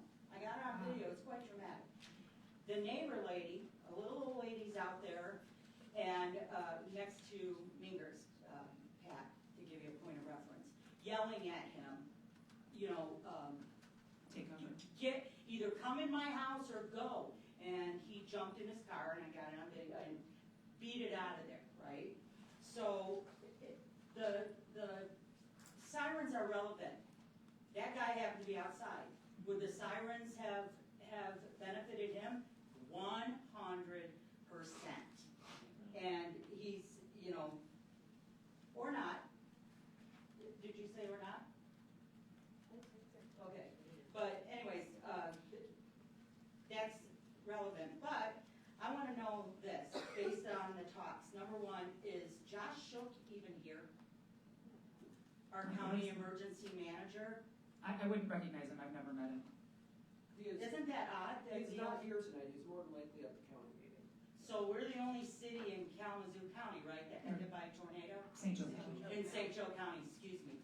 In St. Joe County, they got hit by a tornado? Yes. Okay. We got to split our money with him. Then the second question I have is, do we not have a disaster budget? Do we not already have, because, you know, we can't measure Joe, or excuse me, the city manager, on just this response time. The best laid response is from training and well-preparedness. That takes a culture of being well-prepared. You don't just hand somebody a gun and say, go out and protect our streets, you know, well, but anyways, you just don't do that. You have the police academy, you have training. So where's our disaster training? And I 100% agree with you. It absolutely, if you are taking money from tax dollars, because I think there's people forget, you guys are all up here because, and Joe's up here, and TJ's sitting there because we pay for them to be there. So absolutely do I want to hear how much training and where was he and what he was doing. I FOIA'd your work record, Joe, because I FOIA'd it before from the city of Schoolcraft, and every Friday, Saturday, and Sunday, like clockwork, you're in Schoolcraft being a police officer. I was really happy to know that you were here. So thank you. And I mean that. Thank you. That was surprising. I mean, I really had to take a little look in the mirror there after I heard that. But I agree 100%. I don't think you need to go in closed session. You're not talking about a personnel matter. You're talking about emergency management, tax dollars that goes to 5%, I think we were told. 5% of the pay scale goes to emergency management. We absolutely want to hear that because we want to know, heaven forbid, the next time it happens, exactly what's going on. And the fact that the county manager is not here tonight, just really, he owes Joe an apology, I think, and he owes you an apology and all of us an apology. That's ridiculous.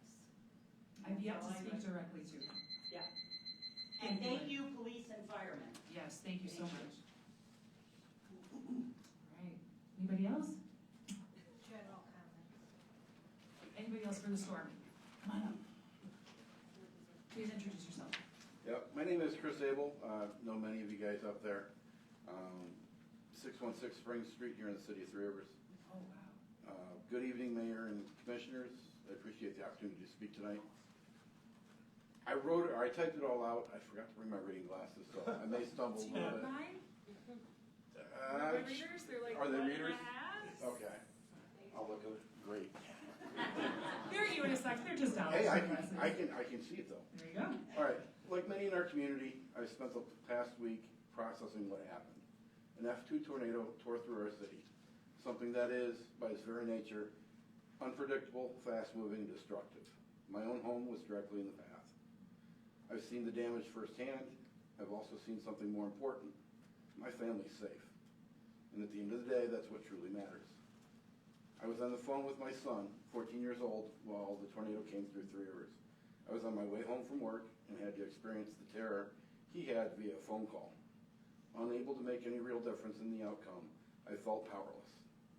Fortunately, we have a basement, and he was able to shelter there. Homes can be repaired, possessions can be replaced, lives cannot. That perspective is important as we come together tonight, because while this has been a difficult and emotional time for many, I think it's also important that we stay grounded in reality and fairness. A tornado is an act of nature, an act of God.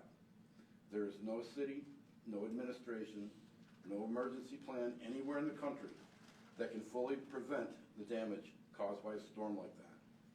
Preparation helps, but control, that's simply not possible. What we can evaluate is how people responded. And from what I've seen, our city staff, first responders, and leadership, including our city manager, worked under extremely challenging conditions to do their jobs and keep people safe. Tonight, we're hearing some criticism, and I understand that that's fair to ask.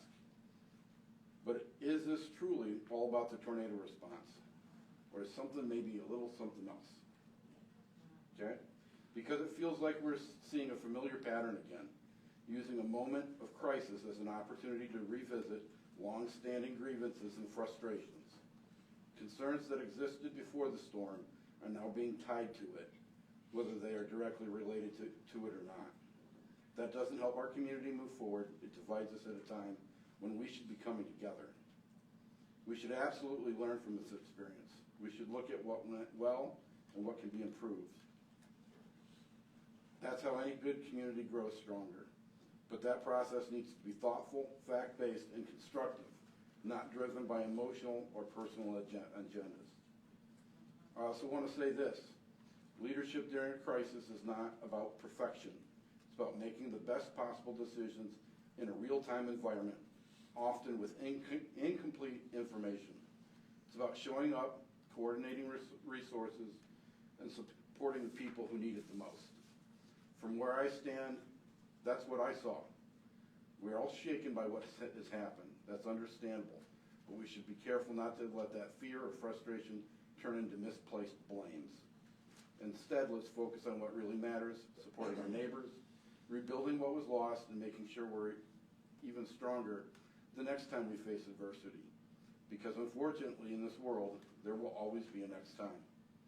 Again, I'm standing here as someone whose home was directly impacted. I know what it feels like. I can tell you, I'm not interested in pointing any fingers. I'm interested in moving forward. I ask that we all take a step back, remember what we've been through, and approach this conversation with fairness, perspective, and unity. Thanks. Thank you. Yep, they did. I could see. Anyone else with discussion about the storms? Come on up, Michael. Please introduce yourself. Michael Yingling, 1651 Garfield Court. So, when it comes to the sirens, I looked up online, just a quick search, and it says the average advance warning that people get is 16 minutes, and that's coming from the National Weather Service. So I believe we were not within 2 minutes. I believe the response time should have been quicker on that, and I stand with you and all the commissioners that want to have answers for this. Thank you. Thank you.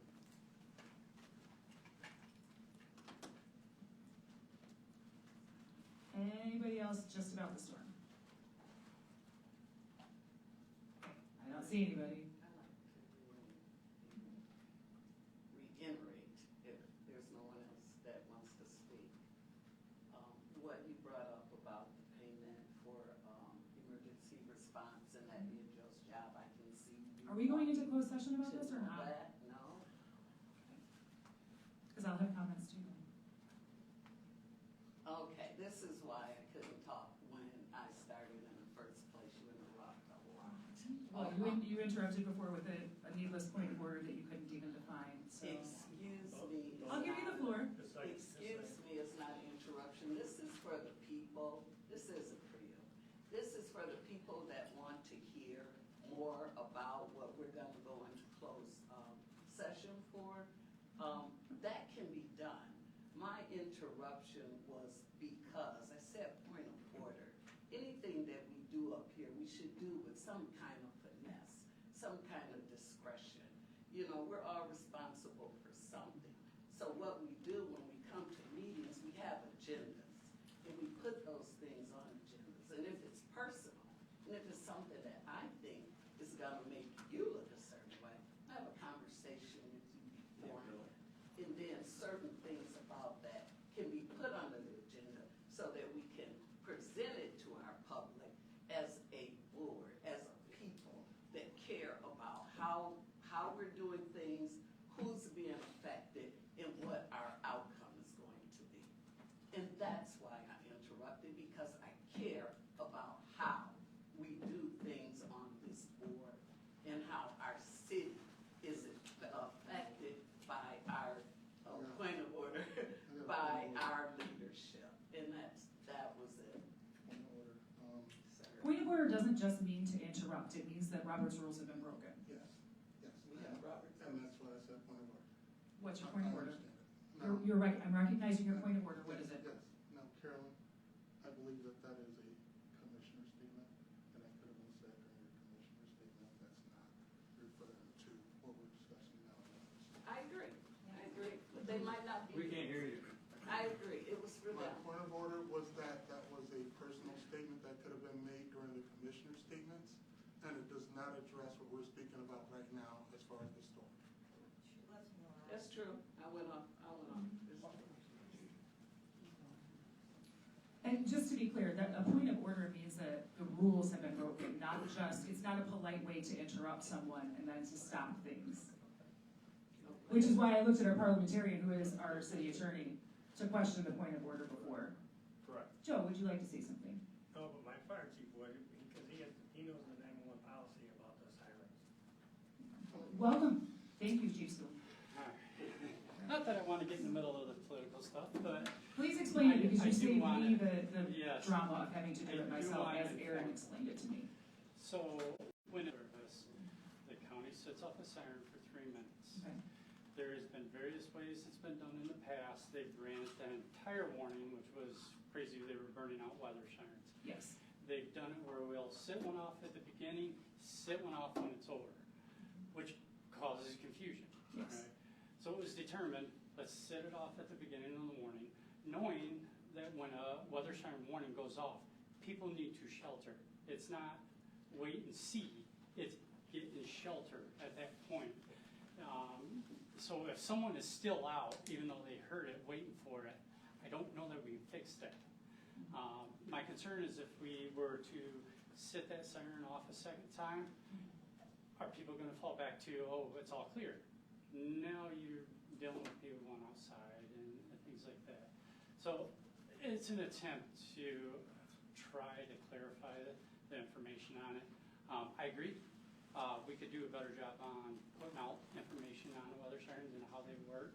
Yes, we should. I also want to make sure the public isn't necessarily relying strictly on those.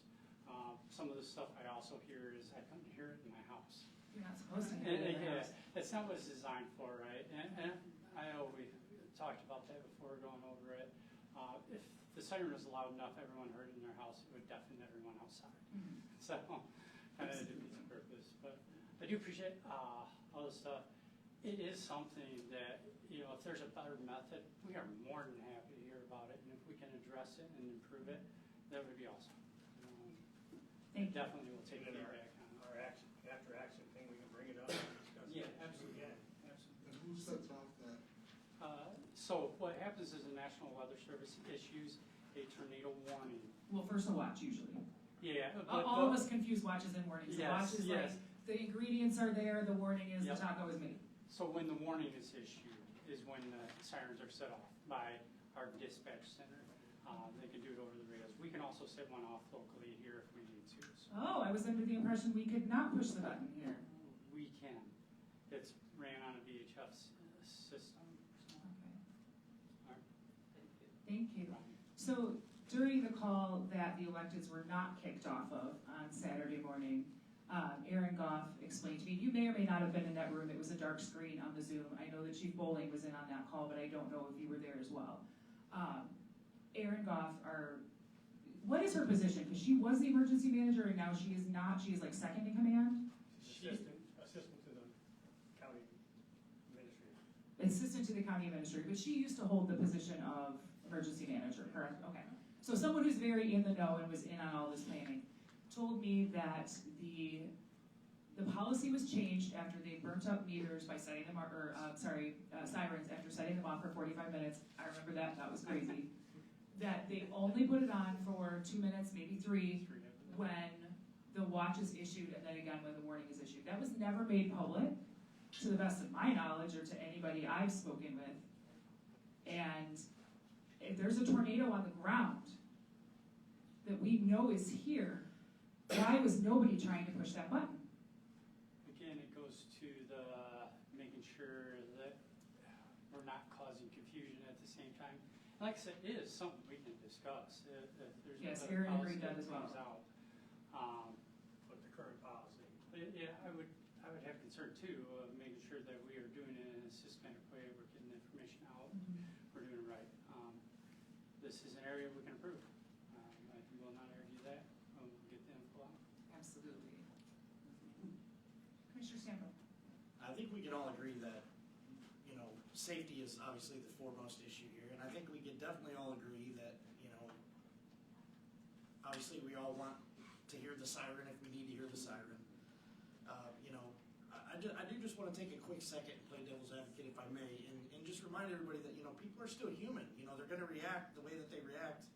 You can be trained 1,000,000 hours of something and you still might panic in the moment. Yeah, I'm a combat vet. If there's any other combat vets here, you were trained to go to war. Well, guess what? When those bullets start flying, it's different than training. And so when you have to actually take action, sometimes it does take a minute to think and get yourself, okay, here's what we can do. But on the front, do we need help? Do we need to figure out a better solution for the next time? Absolutely. I think everybody in here could agree to that. I'm just saying, let's give each other just a little bit of grace. Try to stay a little bit respectful to each other and understand that, you know, storms like this, obviously they can bring out the worst in a situation. But if you allow it to, this can also bring out the best in a community. And I think that's what we should be aiming for right now. That's all I got. Thank you. Thank you, Chief.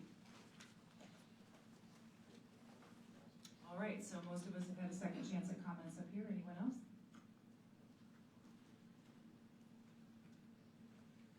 All right. We've already closed the public comment. We are going to complete this part of the agenda and move on to approval of the minutes. Let's see. We have quite a bit there, actually, too. I found something that was missing from our minutes, and I'd like to discuss it. When we discussed the consent agenda at our last meeting, it was determined that the city manager wanted, I believe it's June 2nd, the day that was scheduled for our public hearing for the budget, he wanted that week off, and I agreed to that with the understanding that we would book the public hearing sooner than that, not after, and that just wasn't reflected in the minutes, and I see that rebooking that is not back on the agenda. So before we approve the minutes, I'd just like to address that.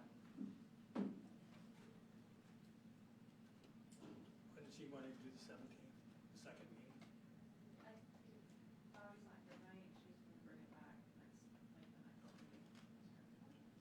All right, can we put that in the minutes? Thank you. Any concerns about the minutes other than that? All right. Do we have a motion to approve? Support. All right. All in favor, say aye. All right, any opposed? Motion carries. We don't have any public hearings tonight, so now it's time for general comments. This is for comments that's anything that's not on the agenda. You'll have another chance for anything that is on the agenda.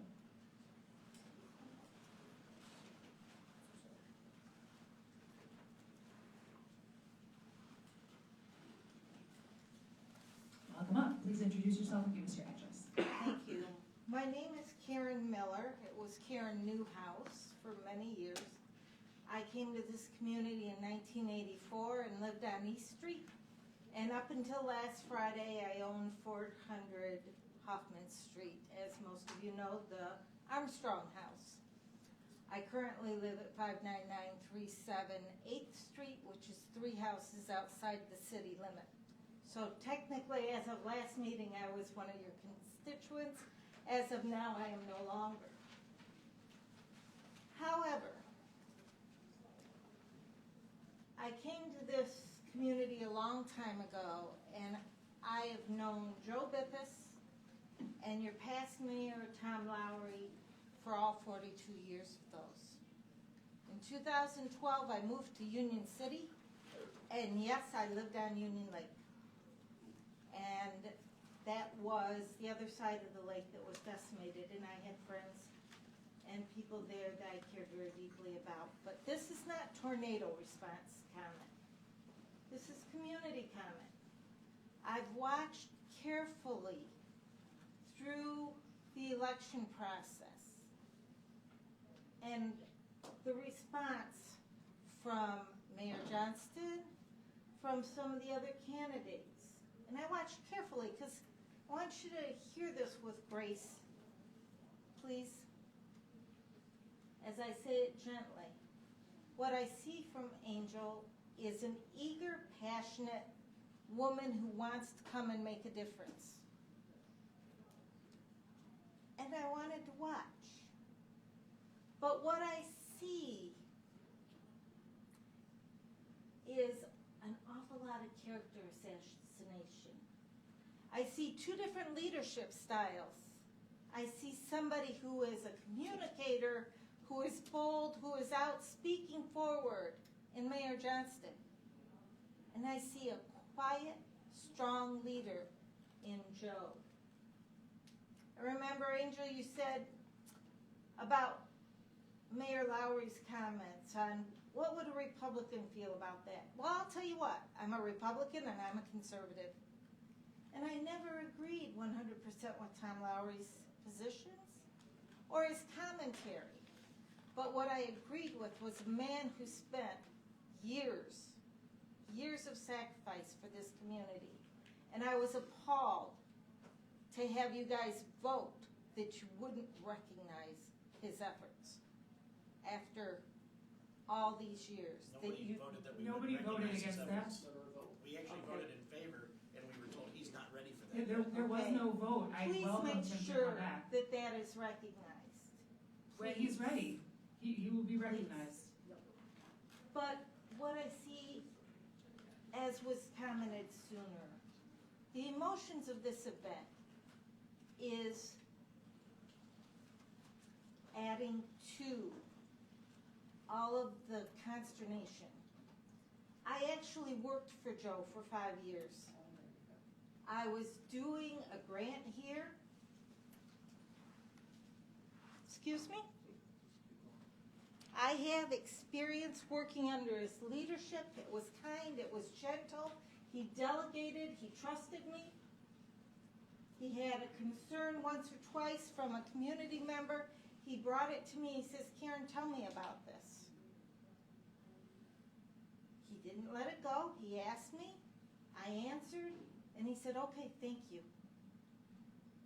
He delegates and he trusts those. He's never going to be the one that has to be center of attention. He's not going to be vocal. He's not going to be out there being heard all the time. He uses the people in those positions to be heard and to speak and to own their work.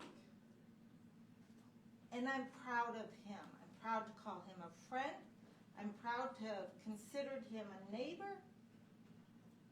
And I'm proud for the leadership position he's taken here. Out of 42 years here, I've watched a long time. Please, don't let emotions take you somewhere that you don't need to be. It doesn't behoove you to come across in such critical ways and to speak in the community about people's characters. It's assassination. Stop it. It doesn't look good for you. Thank you, Karen. I just want to say, Karen, we met the other night, and you were very, very lovely. It was nice to meet you at Riverside. Thank you for being there. Thank you. And I knew you were coming tonight, and I knew you'd have criticism, and I knew that I would accept it with grace. So thank you for airing We your opinions. talked about it. I wasn't going to blindside you. Thank you. Anyone else for general comments, anything that's not on the agenda? Yeah. You can go wherever you want, Lynn.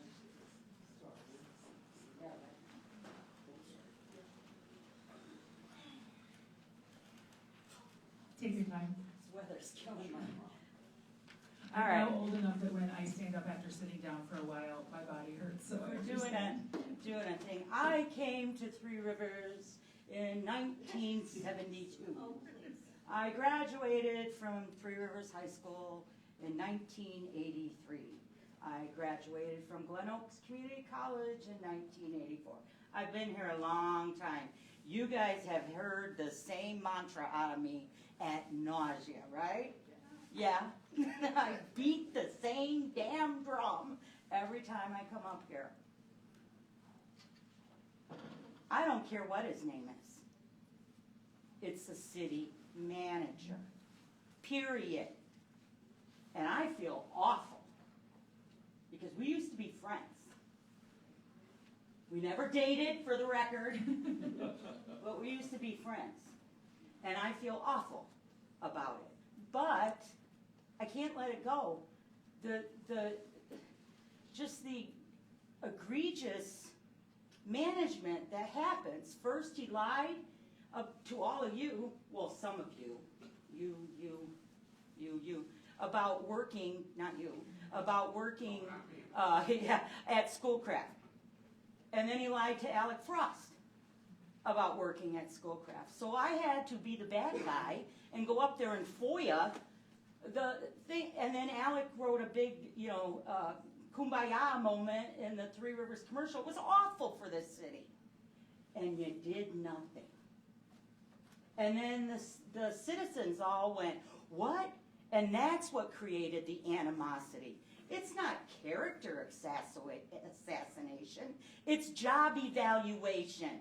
And while that's kind of, sort of a personnel issue that should not be out here, I'm 100% HR, should not be out here, we only can measure how well our city is running with a $9 million surplus, and we're wondering how we're going to help storm victims.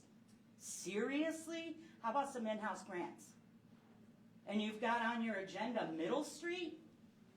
Have you driven by Middle Street? And you're still, do you have the audacity to put that on your agenda? That doesn't sit right with me. And I want answers.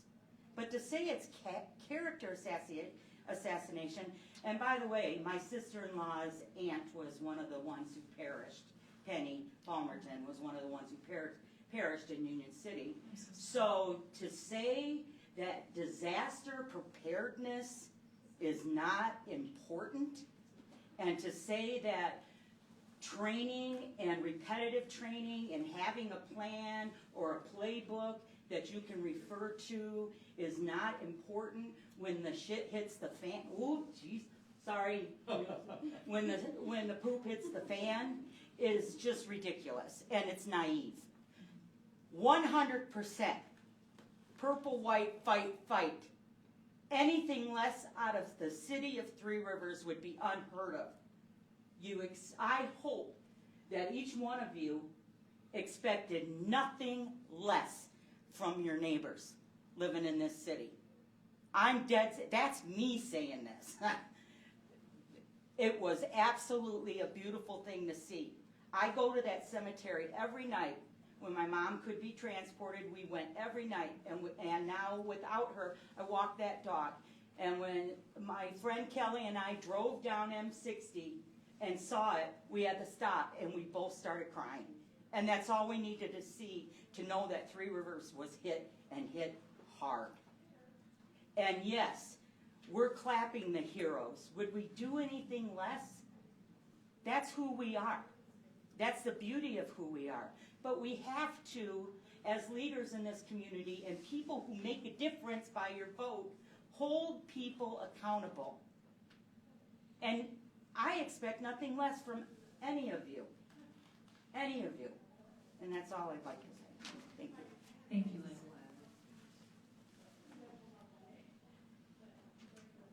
Anybody else with general comments? Welcome back. Back again. Chris Abel, 616 Spring Street. Up until this last election cycle, I was with you up there, sitting at that table. I have to say, I have purposely stayed gone, not coming to these meetings, because I wasn't here for the first one after. And then hearing what had happened, I've stayed away because it's turned into a circus up here. You guys are, sorry, not everybody. Some of you are embarrassing yourself and embarrassing us as a city in front of the camera. I understand you guys are trying to get your 15 minutes of fame, but is it really worth it to make the city look like this in front of everybody? I mean, come on, guys, do better, please. Thank you. I guess I'd like to ask you, according to that, what do you mean? What I mean is you guys are writing down questions that you know you can't ask in open session. You knew it in advance, and then you blindside people. Who are you talking about? Because not everybody's. I don't want to address individual people, that's why I'm saying you guys as a body. All right, that's all. One member of you is part of you, so. I was just wondering. Or whether it be multiple people or whatever. I mean, you guys can do better. We shouldn't be the laughing stock. I agree 100% with you. Don't think that I'm disagreeing. I agree with you 1,000%. We can do better. That is why I wanted to come to these meetings and watch and interact and stuff like that. I've purposely stayed gone since then because when I seen the articles today, I was like, no, I'm going to come here with a prepared statement. I came up here at this part because I felt moved by the conversations earlier. I mean, it's just, come on, guys, we can do better. Thank you. Thank you. Thanks, Chris. Anybody else? Sarah, welcome back. Yeah, I'm not walking up again, sorry. You didn't walk up in the first place. Again, if anyone probably hasn't been to the northeast corner of town lately, because there's no action going on there, the island is starting to get cleaned up, the east end of the pond has been cleaned. It looks great back there, or on the side, I wouldn't walk back onto the island, they're still working on it, it was just really nice to see that cleanup started sooner and faster than I thought. And you mean near Hoffman and Wood, correct? Yes. Yep, so the pond cleanup has started. Wonderful. Thank you. And that is the city doing the cleanup, correct? The city's guy. Yeah, contract. Sure. To be honest, I thought that would be put on hold probably because of the storm, so it's nice to see it still happening.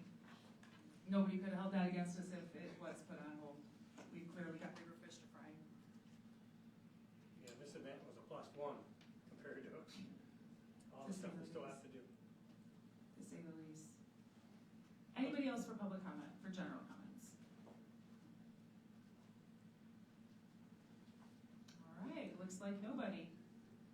All right, I guess we'll close the public comment and move forward in the agenda. Let's see, so the next item is design services for Middle Street water replacement. Let's see, Amy, you're coming to the hot seat. Welcome up. She doesn't like that term, though. Oh, I'm sorry. I adopted it from you guys, so I think, Joe, you're the one that called it the hot seat. Amy, welcome to the table. Sure. Okay. What do you have for us tonight? So we already had Middle Street for a roadway replacement planned, and then there was some interest in improving some empty lots down on Middle Street, and knowing that the city is involved in some redevelopment projects through there, we knew that there were already some water services that needed to be replaced. We of course want to do those before we put new pavement down. That just makes good sense. And so we basically turned this into an entire street project, because when you do multiple at the same time, it helps with the cost efficiency. So that's what you have before you, is the design side of the project to replace 19 water services on Middle Street. Okay. And that's to the tune of, was it $16,500? Yes. Okay. And I see that it's coming out of the water fund. I didn't know we had a water fund. Yeah, so our water and sewer funds are enterprise funds, so they're part of the budget. And So water and sewer together? nope, they're actually individual enterprise funds. Okay. Where could the public see that? So that's also part of the budget. Okay. There's multiple portions to our budget. Sure. It's actually labeled as water, and then there's a multitude of line items underneath that. Okay. Same thing for sewer. Got it. So it's sort of just all lumped into that category then? As far as water and sewer. Yeah, so anything that we do water related is out of the water fund, and Sure. sewer related out of the sewer fund. Okay. But it comes on the same bill. That would mean. Yeah, so I see other communities' budgets and they're just easier to understand than ours are, where enterprise funds are specifically laid out as enterprise funds. And when I look at ours, it's just a bunch of line items and it's really hard to tell really what's coming or going from, you know, a particular spot. So I would just really love a little guidance on where exactly I could look for something like that in, say, the revenues and expenditures lines. So the rest of the lead service line replacements that are planned are actually coming out of, if you really want the line number, it's 591, 545, 971, and it has numbers and letters after it because it's considered a capital project. Go, Amy. Nice, thank you. So sorry, I don't know the rest of the No, numbers, but it's considered a capital project under the Okay. system maintenance portion of our water Okay. system. Okay, wonderful. So I just went real technical and then went back to general. No, that's great. So I'm scrolling through now trying to find it.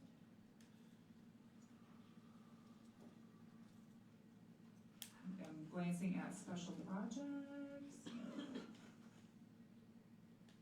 I don't see. 'Cause I had someone reach out and they're like, "You have a water fund?" I'm like, "I didn't know we had a specific water fund," because I've been told we don't have issues with our water. So.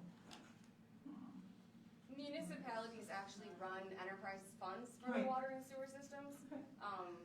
because that's how you manage those systems. Okay. So that's why there's specific funds for them. Okay, I hope with our, and I realize you're not the finance person, but I hope with our next budget, we can make these things easier to understand and to put them more in line with the way other communities do them. That would be really cool, So just make it easier. we actually follow the state guidelines, the GFOA guidelines. Oh, sure, absolutely. That's how we present our budget, and there's actually specific line item guidance, and that's how it gets developed and laid out. Sure, it's just other communities nearby are just significantly easier to understand. Okay, so I see drains and storm sewers. I'm just scrolling as we talk. Sounds like you're in streets. Major street fund, yeah. Yep, so you're in 202. You need to scroll down a whole lot further to get to 591.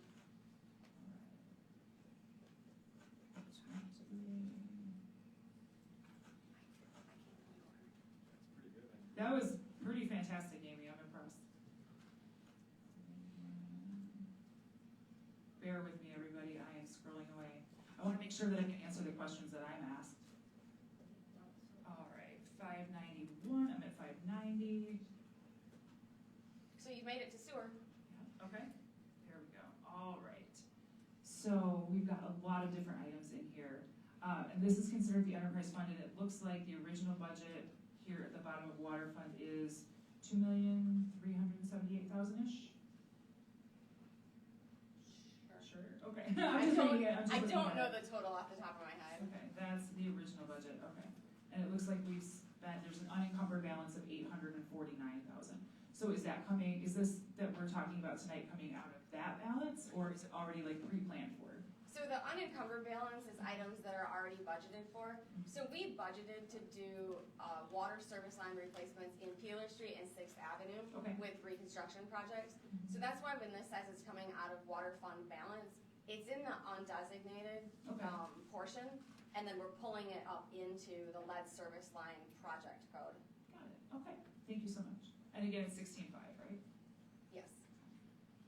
All right, there's a nice timeline on there too, okay. Thank you for that, Amy, way to go on knowing exactly where that came from, thank you. Any questions? No, anybody from the public? Yeah. Lynn, come on up. Well, can I just stay here? Sure, I'm loud enough. So, in looking at the actual design service, and again with the tornado, did it impact Middle Street? The tornado itself? Yeah. Oh, yeah.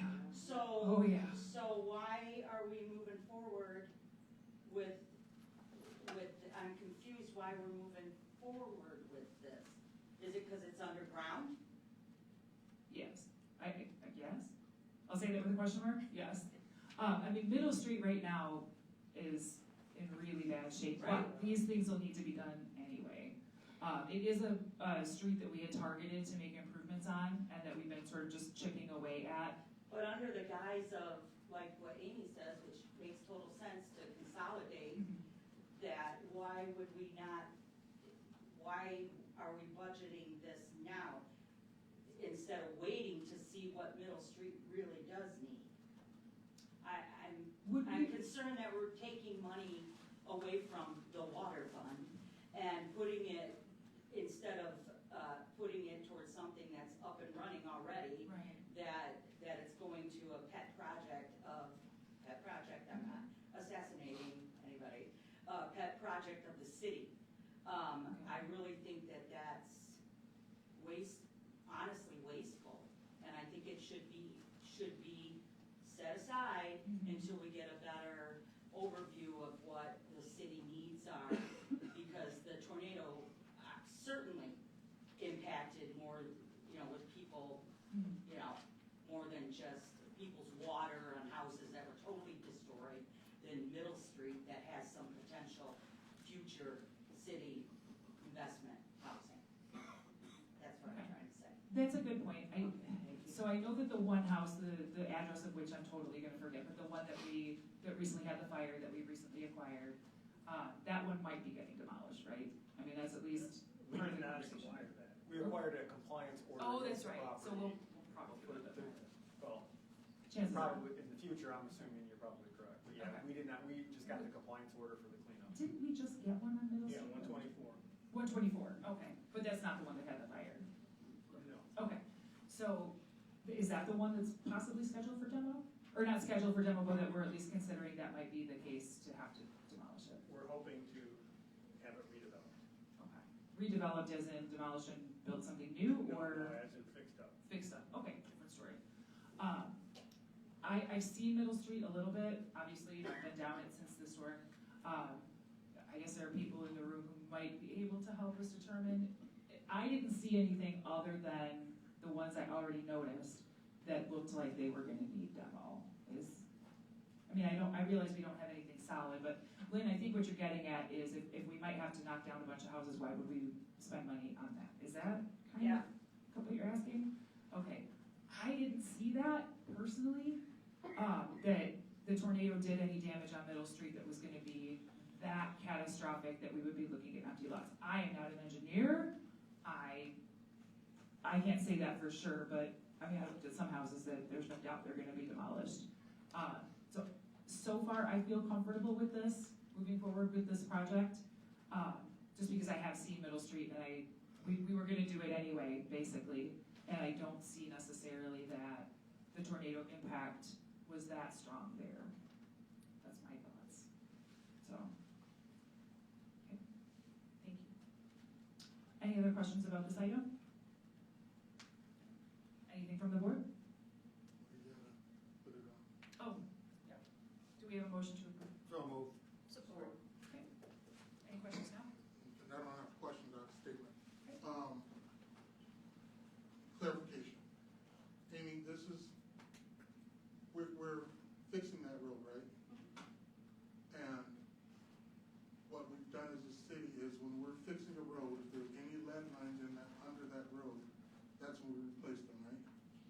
So major roadway reconstruction is where we focus on that. So you will see us do what we call as a mill and fill.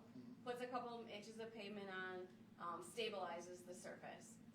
We're trying to focus on doing those where we have already done lead service line replacements. So when we do lead service line replacements, we can do a full pavement replacement. We're trying to put those pieces together.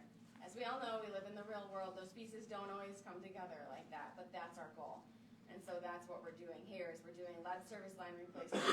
It gives these residents an opportunity to not deal with a lead service line, at the same time puts a new street down there. And if you've driven down it, it's in rough shape. So whether the houses needed to be demolished or not, we're still fixing that road. Yes. Right? And so since we're fixing that road, the best time to fix the lead service lines is when we fix the road, right? Yep. So there's absolutely not, whether the tornado came through or not, this road needed to be fixed. If you drove down Middle Street, you know that it's like riding on one of those horses that the kids ride on. It's literally you're bouncing the entire time, tears up your suspension. Yep. And so it needs to be taken care of. And so since we're gonna take care of, we're also helping people with their health by replacing the lead service lines, correct? Correct. Okay, that's all I want to say.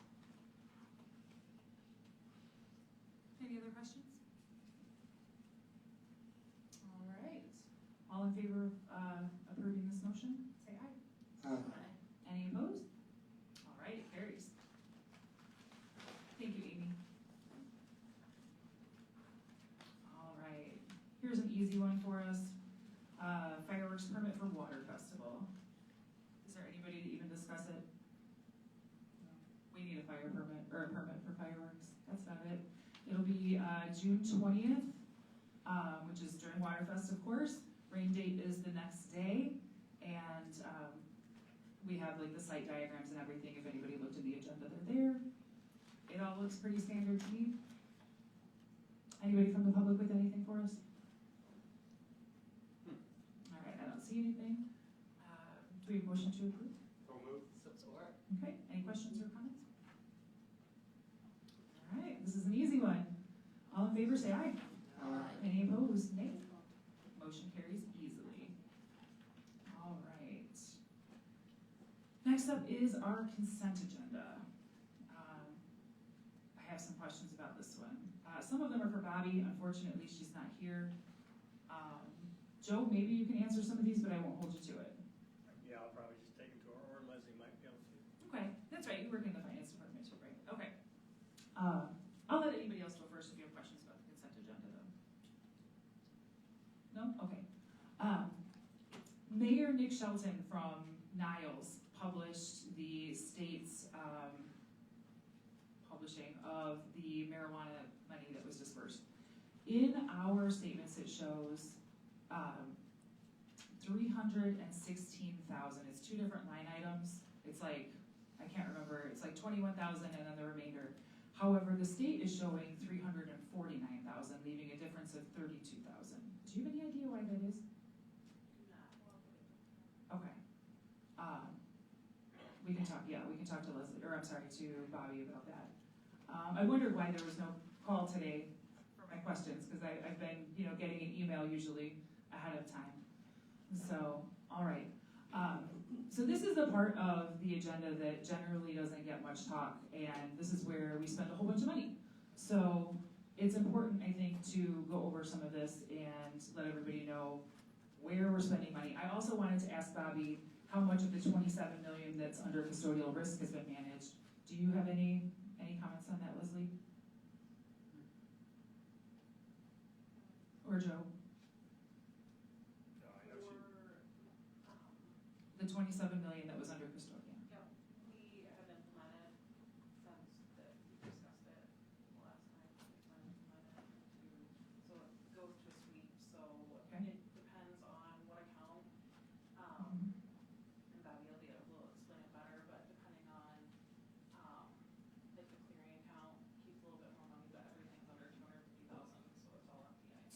the whole 27 million has been taken care of and there is no longer custodial risk. Wonderful, that is something to celebrate. That was a huge concern, that's something I hear about all over town, thank you. And please send my thanks to Bobby, I am glad to hear that 27 million has been managed. Thank you very much. All right, another question you may or may not know the answer to, Leslie, is how much of the, what was 9 million and then we were told was like 8 million, how much of those unallocated funds are still available?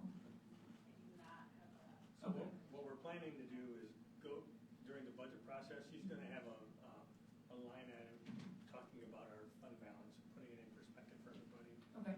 Where the money came from, how long it's taken us to get it, Mm-hmm. why we got kind of lucky a couple times. And anyway, but we plan that in the budget process. Okay. In light of the storm though, I mean, people are literally asking even here tonight, like, we've got all this money, what are we gonna do with it? How much of it is left? How much of it is currently unallocated? Probably 8, I think, but that's a guess. Okay. But we don't know.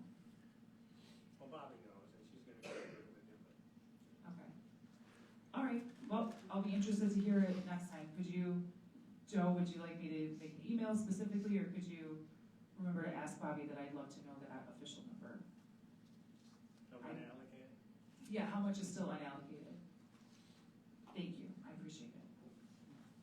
All right, got some issues with boards. Now, at the last meeting, we stopped appointments because boards were not necessarily comprised of the right types of members. Now, of course, I'm always grateful to everybody who serves on a board. I've done it myself, it's hard work, and I'm grateful. But I'm looking here at our board minutes, which we need to approve, and I see our cemetery minutes, and that's one of the boards that was of concern. So I look at our previous agendas. I looked at October 7th, November 13th, January 3rd, and February 3rd. These are all the packets that had the all board count in it.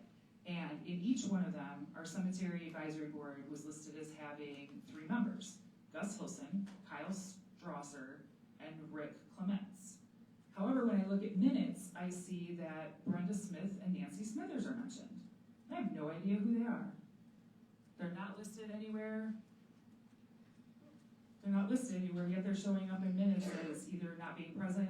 Nancy Smithers is listed as the board secretary, and Brenda Smith just as a board member, and I'm curious where they came from. Brenda Smith is passed, she passed in November, but she was not an active board member. That's unfortunate.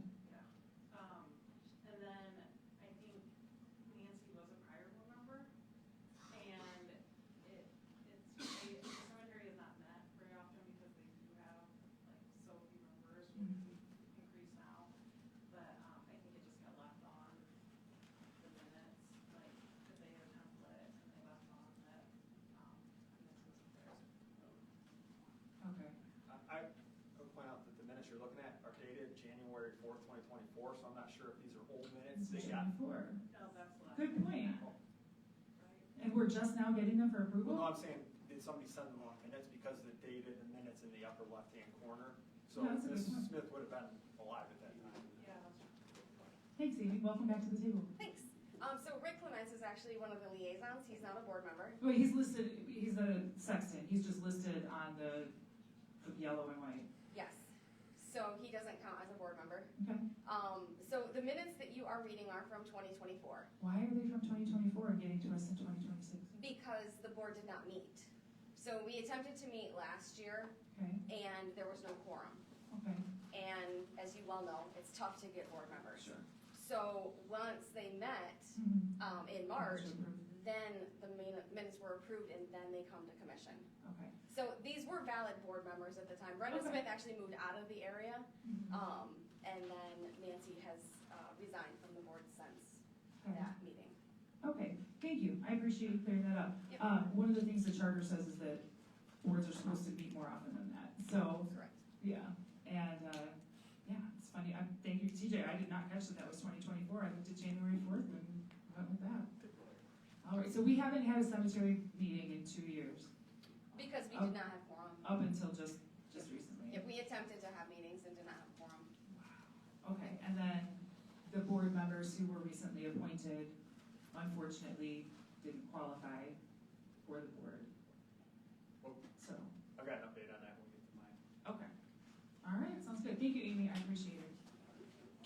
All right, sort of piggybacking on that, again, in the consent agenda, the DDA had one of their discussion items being a bylaws review and check-in. And I wondered if that was prompted by our discussions or if they were now gonna fall under this investigation. I don't know, that's kind of a strong word to use, but this, what would you call it, TJ? Well, I call it a review. Review, that's a much better word, the review. Very good, yeah. To make sure that we're in compliance. So, I think they were just doing that because it was getting time for to select Okay. board members. Angie's popping up. Welcome to the table. I will just agree with what they both just said. Okay. They've never been changed. Okay. And we just wanted to look at them to make sure that it's compliant with today, so. Okay, fantastic. TJ and I have had discussions about this, and we really need to make sure that all of our boards are in compliance with the charter, with state law. Yours, of course, is governed by state law. Yep. So, before you finalize anything, make sure you get with TJ. Yeah. Okay, Absolutely. thank you. Wonderful. And also, I see that the DDA is considering bringing on a grant writer. No. Potential grant writer coming on with the DDA board. You DDA guys discussed Tricia EBG. at one point. Yeah, that was, back in January. Okay. And that's not No, gonna happen. it's That not was in kind our- of exciting. Well, it's not in our budget right now, and we do work with the city grant writer, as well as myself. I'm learning, so. Okay. Yep. All right. I thought we were gonna get another grant writer. No, don't. Okay, all right, thank you. Mhm. All right. And ZBA, I think I had some questions about that, but that's okay. Oh yeah, they had a hypothetical situation they were discussing. That was interesting. A hypothetical fence. I wonder who came up with that idea. I don't know, no decisions were made, so, It was a training exercise. okay. Interesting, okay, good to know. And they called me out on it. They knew I was talking from the get-go pretty much, but I tried. Thank you. All right. I guess I'll just save the rest of my questions for Bobby. Joe, I'll probably send you an email that you could potentially forward to her so that she's ready for the next one. Thank you. All right. Did any other questions pop up? All right, all in favor of approving the consent agenda, say aye. Aye. Any opposed? All right, motion carries. I don't think we had a We motion. didn't have to- Oh, I'm so sorry.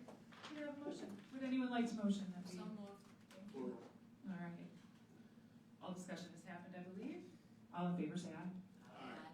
All right, all opposed? All right, motion carries. Wonderful. All right. We are almost done. We have no appointments, so those are still on hold, so we'll hang on to that. I am gonna have a chance to meet with, one of the members who had applied for planning commission. So I'll have some things on that next time. Now we're up to just city commission and city managers communications. Who would like to get started? Yes, Commissioner. As a commissioner, our job is to be the voice of our constituents. And as the city staff, we trust them to run the city the way that our constituents need it to be run. These are their jobs. These are their day-to-day jobs. My day-to-day job is a life insurance agent. This isn't my day-to-day job. I do not rely on being a city commissioner to take care of my family. Our city staff relies on their salaries to take care of their family. So they are very dedicated to their jobs. I appreciate every single staff member that works for this city. And the work that you guys do is unheralded. And I do not want your jobs. I absolutely do not. That goes from the chief all the way down. Forrest, Amy, Lindsay, all you guys. You guys are amazing. Now, I do not feel that it is our job to sit up here and have gotcha moments with our city staff. Our city staff has always been open if we have any questions with our city staff. Their phones are always available. I've never had an issue getting a hold of anybody in the city staff about anything. So if I had a question about anything that I needed to bring up with the city staff, I could do that at any time. And then if there was something that was pertinent, then I can bring it up to the constituents during this time. So it's not a gotcha moment. The city staff understands where you're coming from, and they do not feel attacked. It is not our job to have gotcha moments and attack our city staff. Our city staff has enough going on, more than enough going on. The work that Amy has to do, the work that Bobby has to do, it's ridiculous. Like, I definitely don't want Bobby's job. And I'm a math major. I went to college to be a math teacher. I was a math major. And I absolutely don't want to deal with that stuff. You know, and then to have gotcha moments during the city commissioner meetings when any questions that you have can be easily answered throughout the week, and then you can bring the updates to the city commissioners or to the public during the meetings, or even post them on Facebook, whatever. But we should not have gotcha moments. That should not be called the hot seat.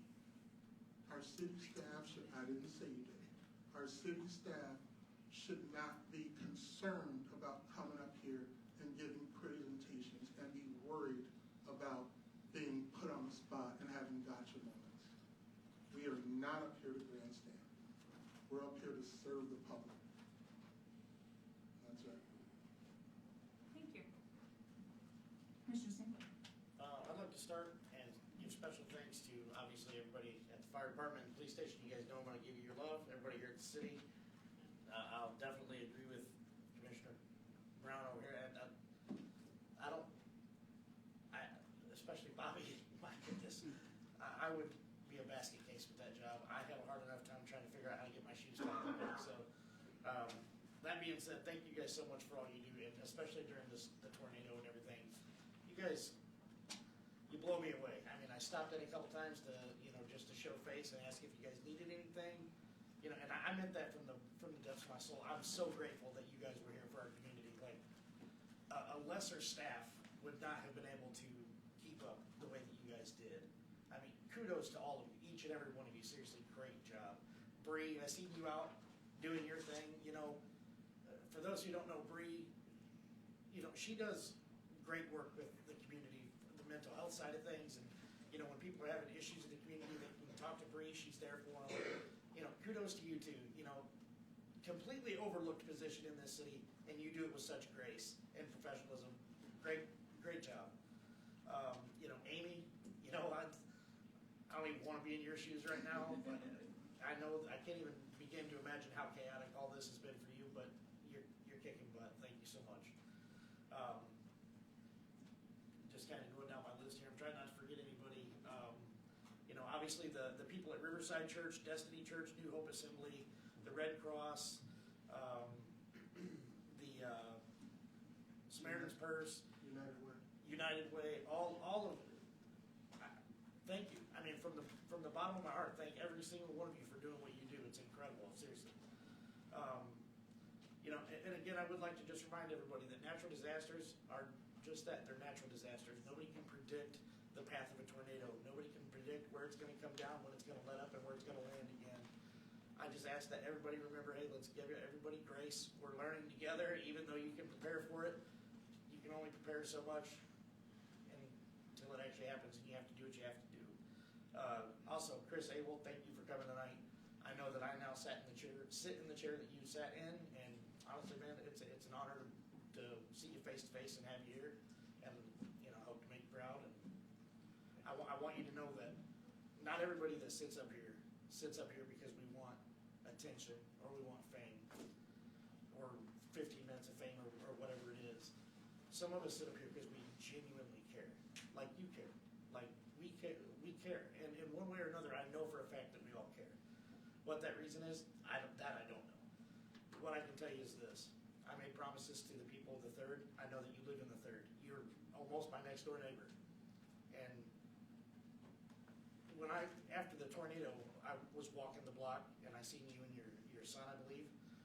You guys were already out asking neighbors, how can I help you? You know, that was huge. Like, that right there is leading by example. Incredible job, dude. Thank you for what you do for our district over there. Even though you're not a commissioner, you're still out showing face, still helping our neighbors. That's awesome. That being said, I just wanted to say, you know, to all of our community that's here, all the volunteers that stepped up to help, words will never begin to explain how grateful I am for each and every one of you. I've prayed, no pun intended, religiously for each and every one of you since the tornado has come through. And I will say to all of you in here, just like I've told all of our neighbors in the third, if there's anything at all that I can do, please do not hesitate to reach out. I will do everything in my power to help you. Thank you, guys. Thank you. Commissioner Dean? Well, as a person who has lived here all of my life, I'm very proud of this city for everything that happened, how they did pull through. But you know, we have learned a lot. For instance, the last tornado that I can really remember, I was in high school, so that was just a few years ago. That was before tornado sirens. You know, you had tornado drills in school, but for instance, that we were in high school and we were told at the end of the school day, we're under a severe weather warning. In other words, you guys get your coats, your books out of your locker, and you go straight home. You didn't get sheltered in place. You didn't get told to wait for the bus. You walk home and you go straight home. You don't stop at Lee's Drive-In. You don't have a Coke on the way home. You get home. And so look where we've come in all those years. We have a tornado siren now, big blows. Naturally, it's not heard by everybody if they're in their house and their windows are shut. But like it's been said, that's just a warning that maybe you should turn your TV on. Maybe you should have your phone. I mean, everybody has their phones anymore and they have them with them all the time. And those alerts, I was at the fire station when that happened because my husband was gonna do a transfer or go pick up a fire truck or something. So I had gone down there with him and was sitting there when the tornado hit. And if anybody has seen the wall that collapsed down there, my husband made it within seconds of being under that wall. Or less. Because he had gone out to his car to get his equipment out of the car. And when he came back in, if a fireman hadn't have opened that door for him, he would have had to set his equipment down to punch in the numbers to get in. He would have been under it. So that's how close it came to us personally. So everybody was doing, Joe was downstairs. I mean, it was just unbelievable to see how quickly everybody did what they had to do. I'm so proud of everybody.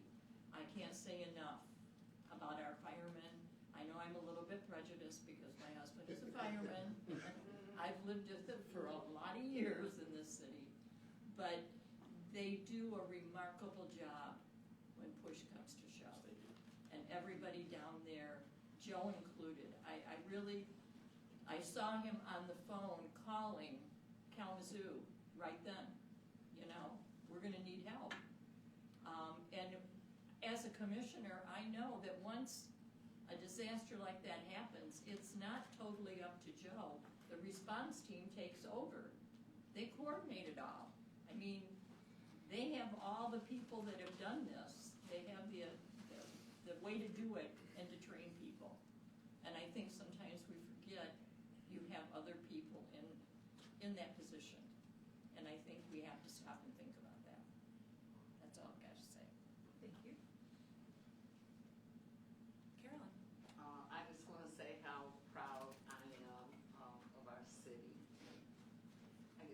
I should say, being out of order earlier, you know, sometimes it just, I'm passionate and I care about you guys and, you know, I care about this city and our future and how we get to it.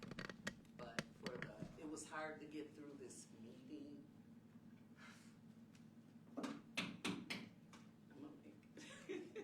Talking about the tornado.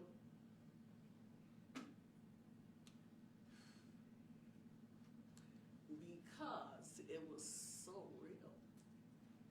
And I live on the east end, and all the pictures are showing pictures of the stored fronts, but I live on the end where a lot of houses were hit pretty hard. And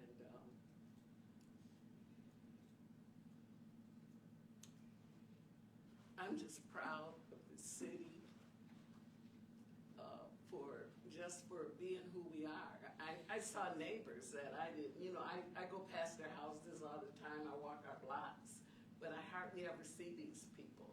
And it's like they were there, even people that would normally be at work, it seems, you know, was there. And we were talking, you know, and trying to help each other. And I'm pretty resourceful, so I went ahead of Mr. What's the guy named from Red Cross? I was giving out all his information.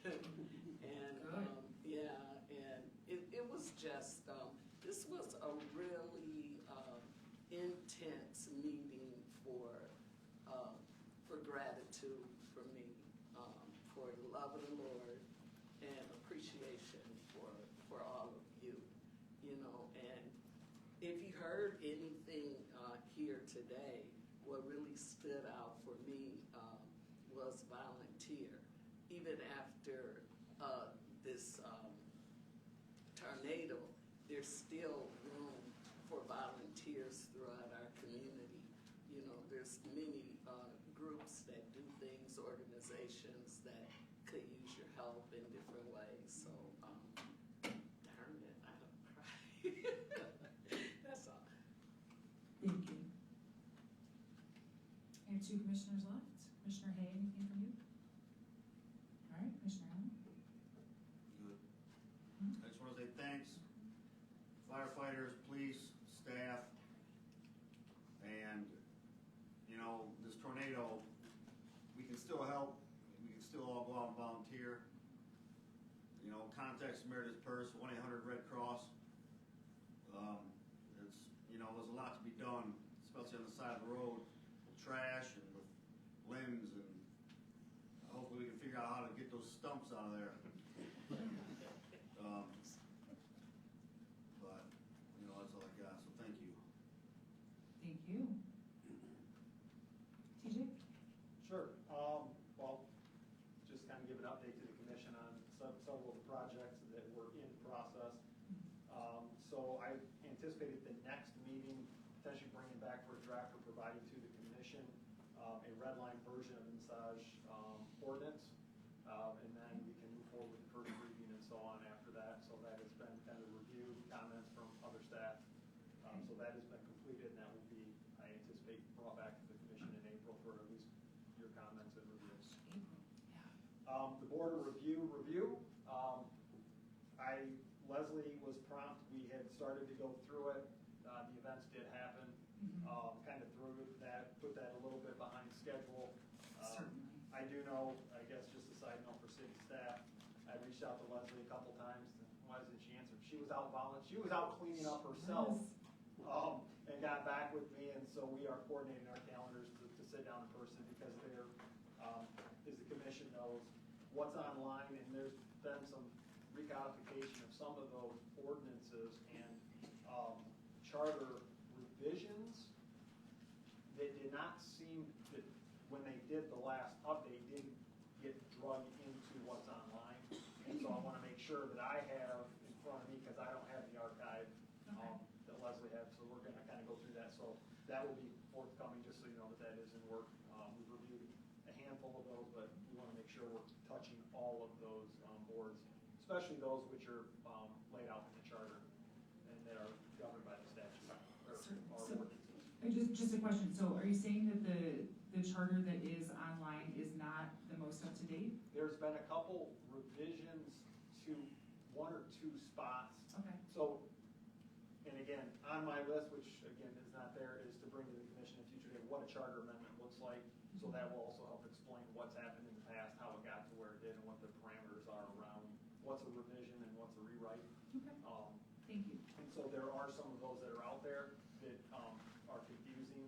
That may clear up some of the questions that we think on first look, hey, this doesn't seem right, but are actually approved. But so that is forthcoming. Do you know why it wasn't published?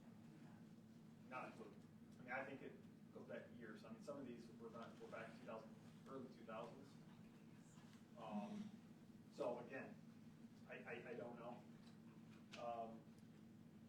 Because I know that practices, when I ask you, okay, here's what it says, they're able to find it. There would be a resolution passed by the commission that would say, we, as a 2/3 vote, to put this on the ballot for maybe to add just a line, to add one example that you picked up on was to add non-resident members to certain boards.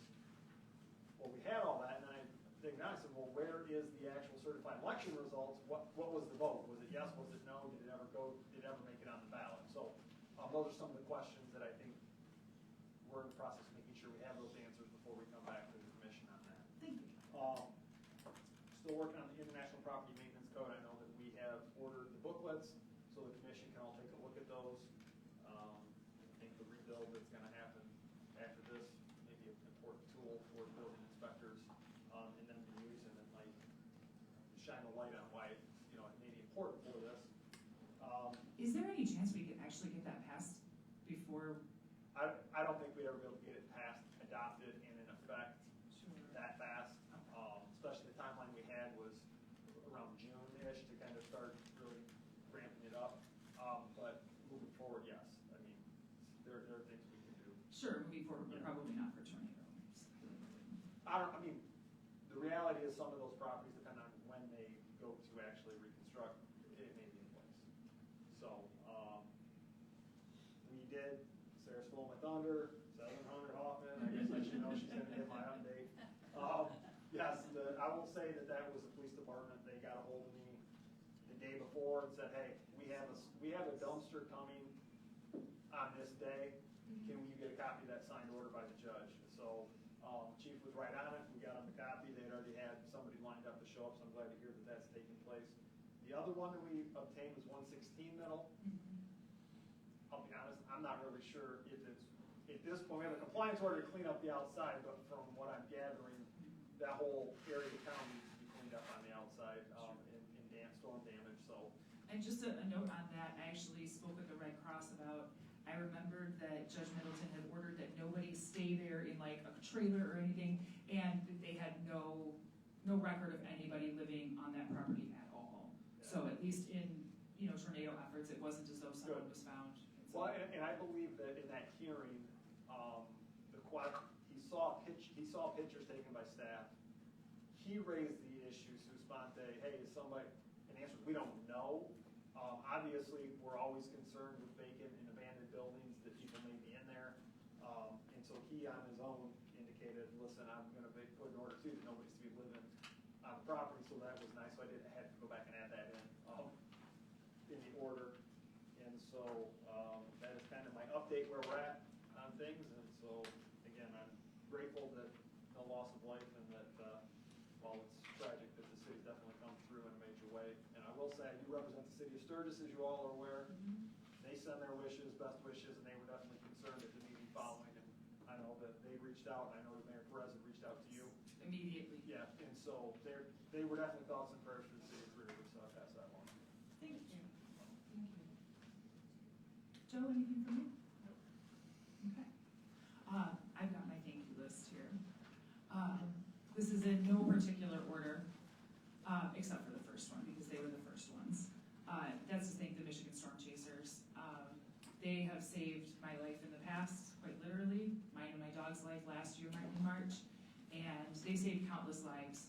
They also gathered an extreme number of supplies and donated. They reached out to me to find out where to donate. I sent them to the Huss Project, and that was just amazing.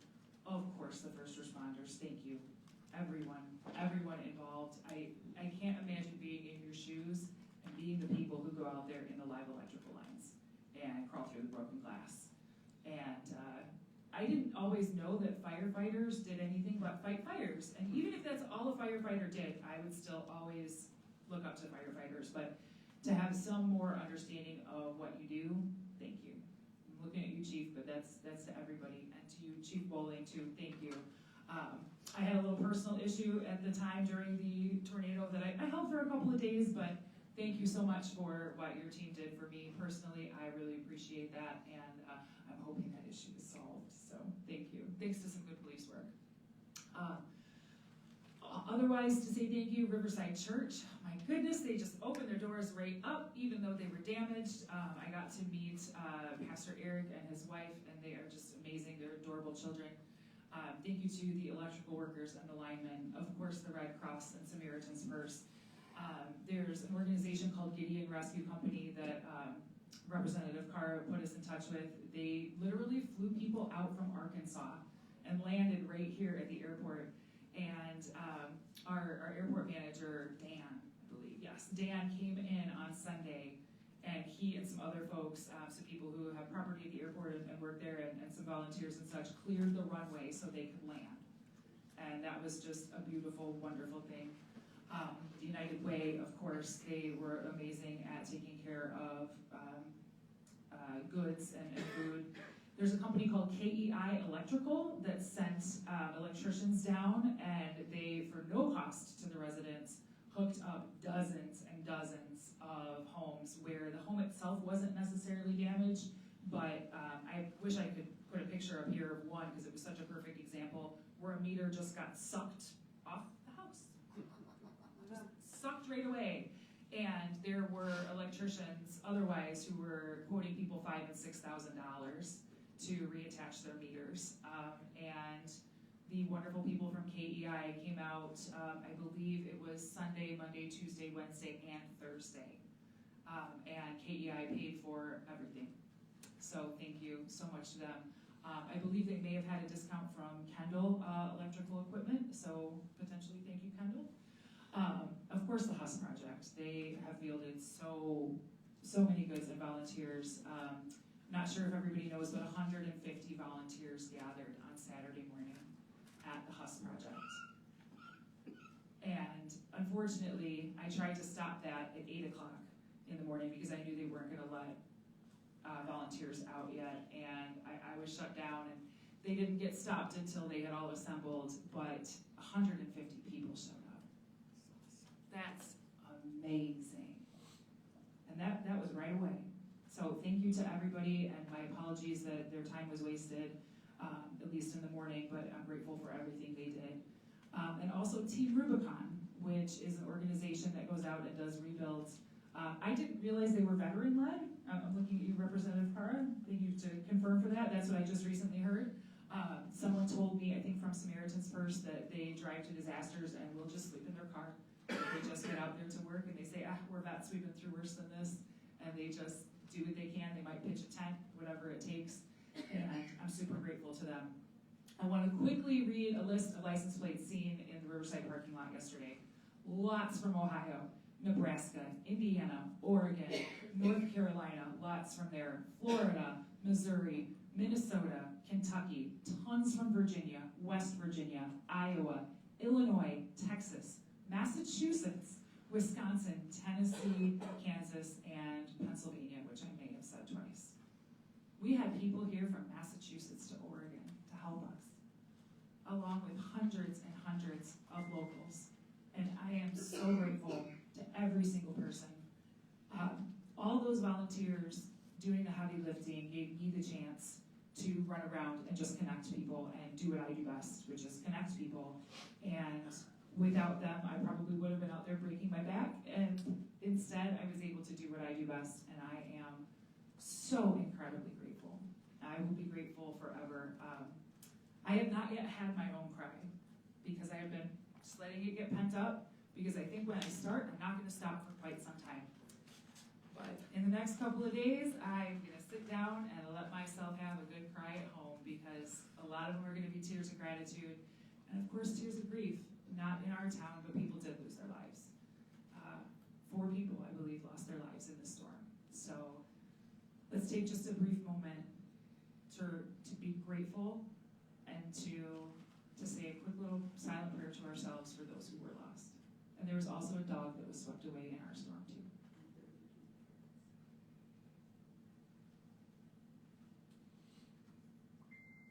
Thank you. Thank you, everyone. I appreciate it. Let's see. That's all I have for my comments.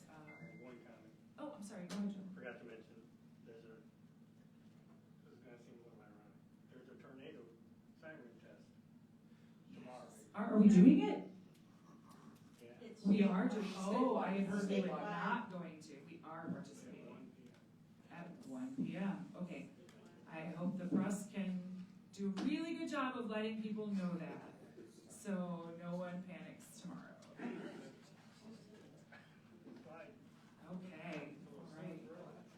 Whew, how about that for timing? Well, usually March, nothing has happened yet, so under other years, that would have been a good time to do it. All right. Thank you, everyone. Now we are back to the point of the agenda where we have amended it to consider going into closed session. So, do we want to discuss first, or should we just go ahead and ask for, I should ask to entertain the motion? For, You have to have a motion and a second and a roll call, so just like any motion, Yep. have to have motion, have to have support, and then you'll go into roll call. I mean, does anybody? motion. Okay. We have a motion and a second? Yeah, I'll second. Okay. Any discussion, or should we just vote? All right, all in favor? Say aye. Roll call vote. Oh, I'm sorry, roll call, that's right. Commissioner Allen? Yes. Commissioner Stanfield? Yes. Commissioner Dane? Yes. Commissioner Brown? Yes. Commissioner McNary? Yes. Commissioner Hay? No. Mayor Johnston? Yes. All right. Thank you, everyone. TJ, you can let the public know, or I can. What we'll do is we'll go into closed session, we'll discuss it. There will likely not be any decisions made. If I were a member of the public, I would probably not stay, but you are all welcome to if you like. There's no telling how long we'll be here, but thank you. I appreciate you all coming tonight, and I understand most of you will probably leave.